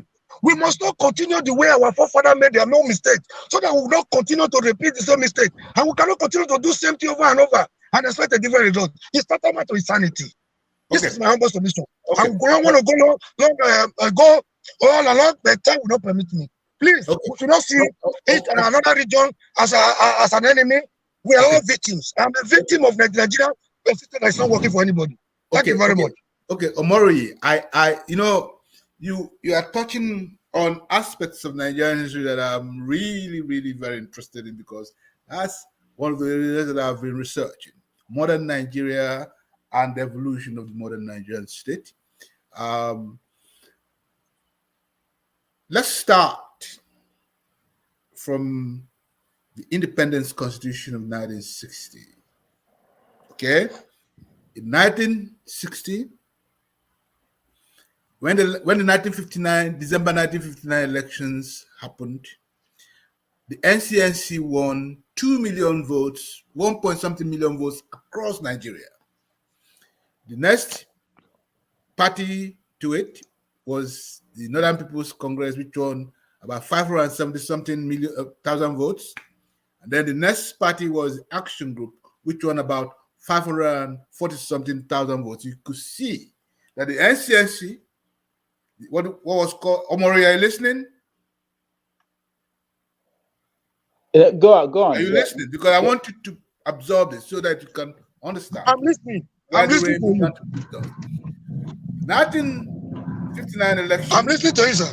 I hear you. The 1959 election was a watershed election because it was the election that was going to transit to the nation called Nigeria, the independence nation called Nigeria. In the plurality of votes, the NCNC won nationally with 1,400,000 something votes. The next party after the NCNC was the Northern People's Congress. The vote cast for it in that election was 570 something thousand votes, followed by the Action Group, which came at 540 something thousand votes. So you could see that NCNC won that election massively because the two votes of the two parties combined, and this is public record, I'm not making it up, you can look at it. The two votes of the two parties combined did not even come close to the votes cast for the NCNC in that election. However, and this is why Nigerians say that the election was rigged against the NCNC, in spite of the plurality of votes won, both North and South, the Northern People's Congress won the highest number of votes into the House of Representatives, right? Followed by the NCNC, followed by the Action Group. However, in order to form a coalition government, in order to form a government, any of those two parties should have formed a coalition. The NCNC, having won the plurality of votes but not enough seats, had the opportunity to form a coalition government either with the Action Group or with the MPC. Two things happened. Okay? Here are the two things that happened. The Action Group went into a negotiation, sent Rosiji and Akintola to the north, and Enahoro and others to the east to negotiate, one with the NCNC, the other with the MPC. Awolowo said, the only person to whom I can see the authority in this country is Otazikiwe. But came the negotiation. Guess who said we will never work with the Action Group? Guess who said that? Do you want to hear? Omori, do you want to hear who said we shall never work with the Action Group or we shall break this party? Do you know who it was? He's muted. You can go ahead. I think he's muted. You can go. Yeah. Okay, I'll tell you who it was. It was the Western Regional Committee of the NCNC, the Yoruba and the NCNC coalition, the Otuedo, the what do you call him now? The man from Okigbo, Fanika is that. Oh, the Eastern Regional Coalition of the NCNC said, let's go with the Action Group. The Western Regional Coalition of the NCNC said, over our dead bodies shall we work with the Action Group. And the NCNC was coming out of a party crisis in 1958, and Azikiwe knew, he had been warned, that if you do not do this, the North will succeed. And if the North says we are not ready for this transition, the British government will shut down every idea of independence. In fact, they sent down the British Prime Minister on January 9th. Macmillan came to Nigeria from January 9th to January 16th to emphasizes he met with everybody else but with Azikiwe. Okay? Just to make sure that this group thing happened because they wanted to preserve Nigeria. And Azikiwe and his party said, okay, let us form a government of national unity. Balewa as prime minister, Awolowo as deputy prime minister, and Dr. Azikiwe as governor general. But before leaving, the British had agreed to remove every power from the office of the governor general and place it in the hands of the prime minister. Azikiwe agreed to it on one condition. After that meeting with the living British Governor General, Sir Robertson, in his yacht in the Atlantic on January 2, 1960, Robertson said to Azikiwe, let us go first, then you can do whatever you want after we have left. In that meeting with Azikiwe, and I'm just revealing aspects of my biography of Azikiwe right now, okay? In that meeting with Azikiwe, we had two people, Ikejani and Azikiwe's principal secretary, this man from Lagos. I've forgotten his name, but the basic plan was, let us get our independence first, and then we shall deal with Nigeria second. That was the result of the 1963 election. 3 years later, the Republican independence that removed Nigeria from the orbit of the Commonwealth of the Queen of England. Nigeria became an independent republic in 1963. In 1960 to 1963, Nigeria was still part of the British Empire. But from 1963 downwards, Nigeria became an independent republic of its own, under the authority of the parliament and the president. In the Constitution of 1963, there were three powers established: the power of the president, the power of the parliament, and the power of the Supreme Court. In other words, the president was a power unto himself. That was the immediate reason for the coup, because in 1964 election, that shifted all kinds of possibilities. The president was asked to take over power completely. Azikiwe refused. When the British called him and said, if you make this move, we will launch our own action against Nigeria, basically threatened Azikiwe. Azikiwe refused.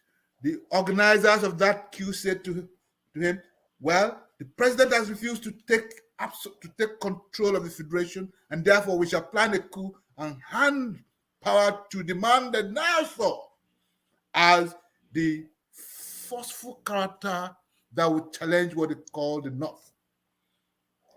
Awolowo. The coup of 1966 was planned to hand power of the prime ministership to Awolowo, to Obafemi Awolowo. That was the January 16, 1960 coup, and it stopped the January 17th coup that was being planned in my Malari's house. In fact, January 15, Friday, January 15, was a meeting for a coup that was to happen on Monday. If I do not being part of that January 17th coup, initiated the January 15th coup in anticipation of the January 17th coup, for which a meeting had already been called in my Malari's house in 1966. I'm only laying these grounds to tell you that the stories you've been told, the stories that were generated and around that coup, had two platforms. One was international and one was local. What we have generally believed has been the propaganda that has created a fictional Nigerian state. Okay? In 1966, what happened were two powers actually fighting against each other. The first power was a power that said we wanted a modern Nigerian state based on the leadership of the parliament. And we're going to put Awolowo in charge because Nnamdi Azikiwe is too much of a compromiser. He no longer has our support.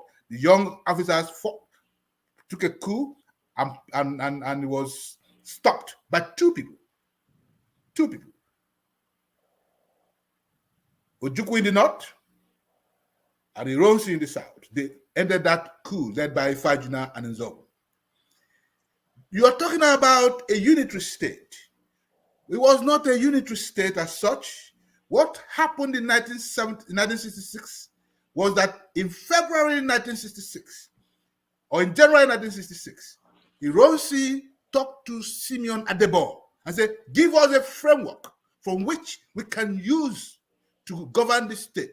Adebo said, a military government is always about top down. You cannot create so Adebo actually was, Simeon Adebo was the one who wrote, who organized, who gave the framework for the creation of what you now call a unitary state. It was not a unitary state. It was a command and control institution. In actual fact, it was actually not Ironsi's idea. It was idea by the civil servants and by a man, the dean of the civil service in Nigeria, a man called Mr. Simeon Adebo. So all these issues, when put together, shows you that the stories that we've had about Nigeria, the stories that have been told about Nigeria have always been based on certain kinds of necessary fiction in order to justify the political leadership of Nigeria, the activities of the political leadership of Nigeria. So pay attention, however, and I do agree with you only on one part, which is this, that every part of Nigeria is a victim of what you call the elite compromise. Because in Nigeria, the rentier class have taken over. I do not know how many Fulani or Hausa children are in school today, even though you have had Hausa or Fulani as presidents of Nigeria. I do not know the benefits of those to the Hausa peasant class that still exists. Okay? The Fulani, the Hausa have not benefited. I mean, I'm talking about the ordinary Fulani, the ordinary Hausa, the ordinary Igbo, Yoruba, etc., etc., etc., have not benefited from the presidency of a Fulani, from the power of a Fulani as president. I do not know how many Igbo people will benefit from Peter Obi as president.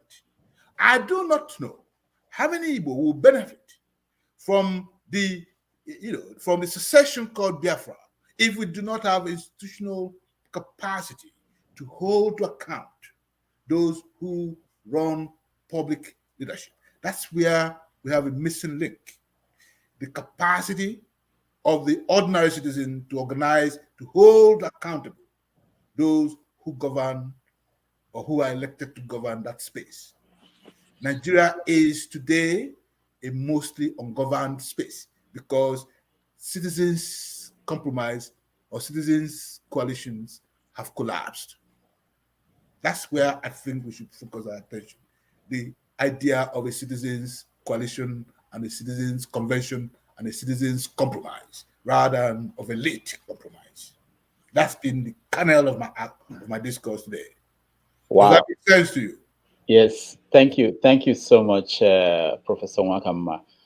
We have one person yet to speak. We'll let him speak. After that, it's up to you, Professor Nwakanma, if you want to continue. There are people. No, you have taken my soul. I'm about to go.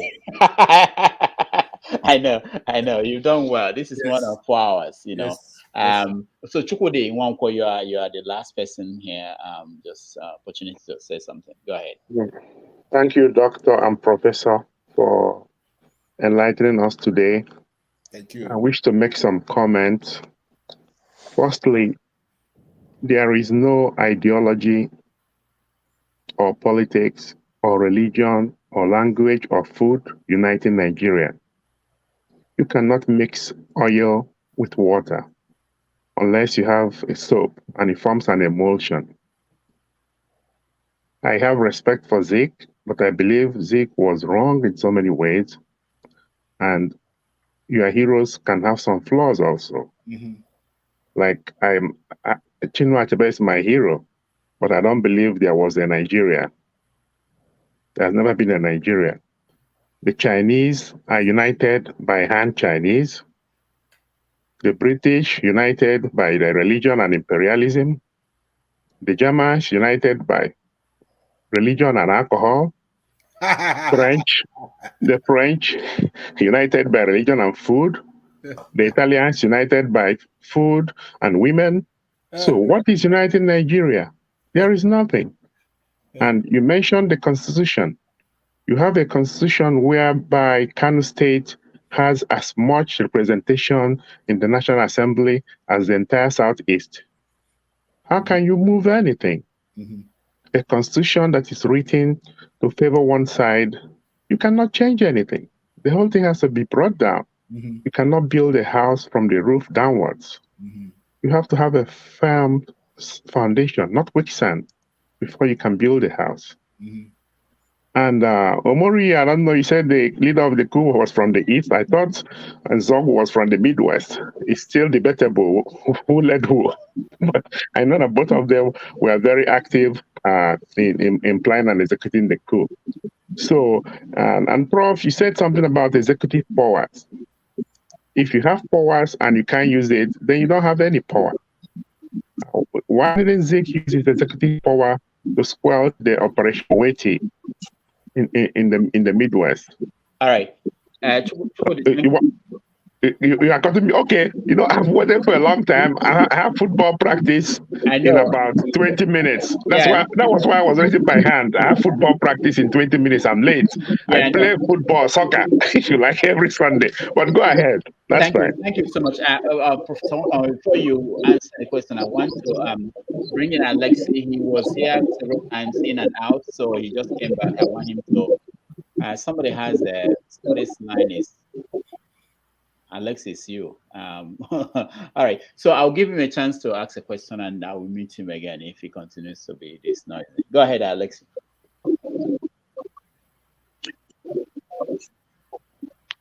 Alexis, go ahead. Alexis, can you hear me? Okay. Thank you, Dr. Damages, this opportunity, and thank you for bringing people that we need to.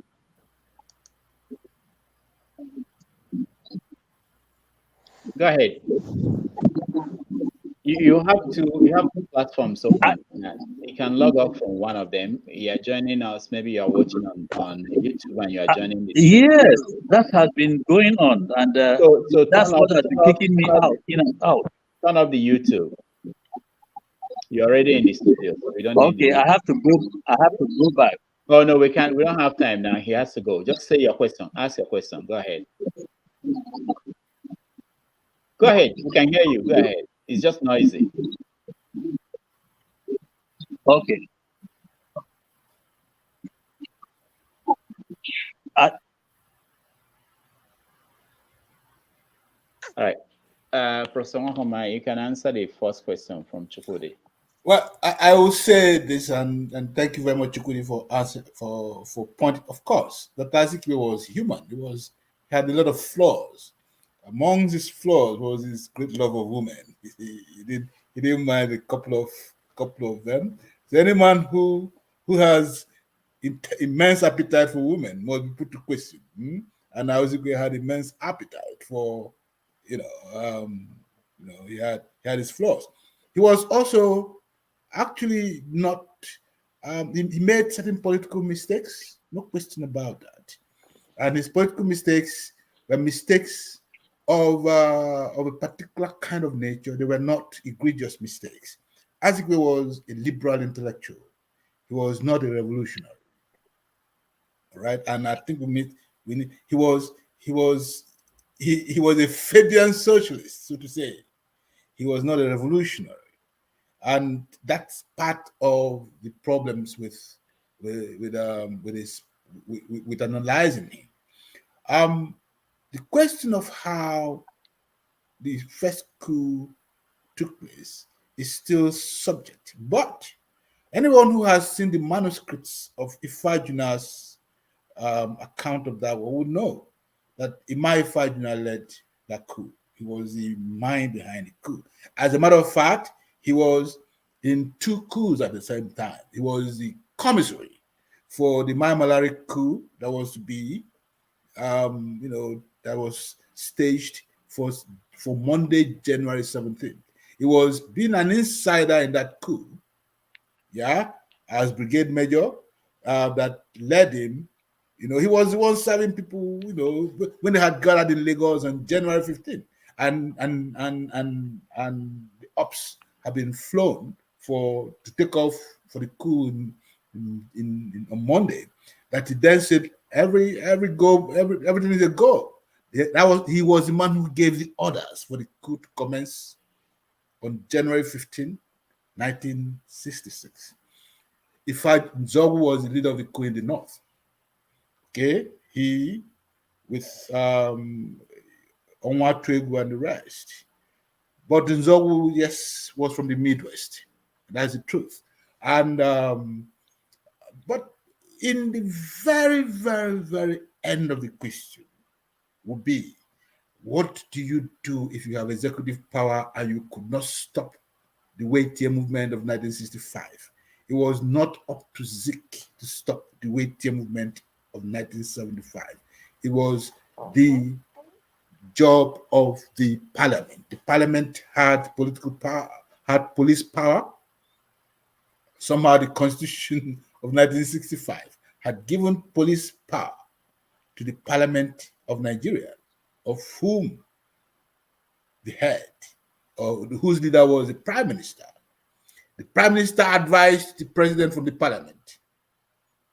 And it was the Parliament that could deploy the police using the minister who was accountable to the Parliament, not to the Prime Minister.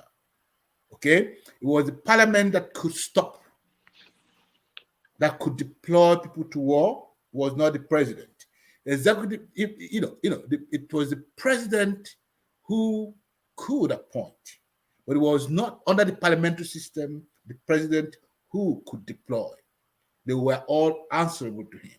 The President had complete control of the executive powers of the state using the civil service, but he did not have the power.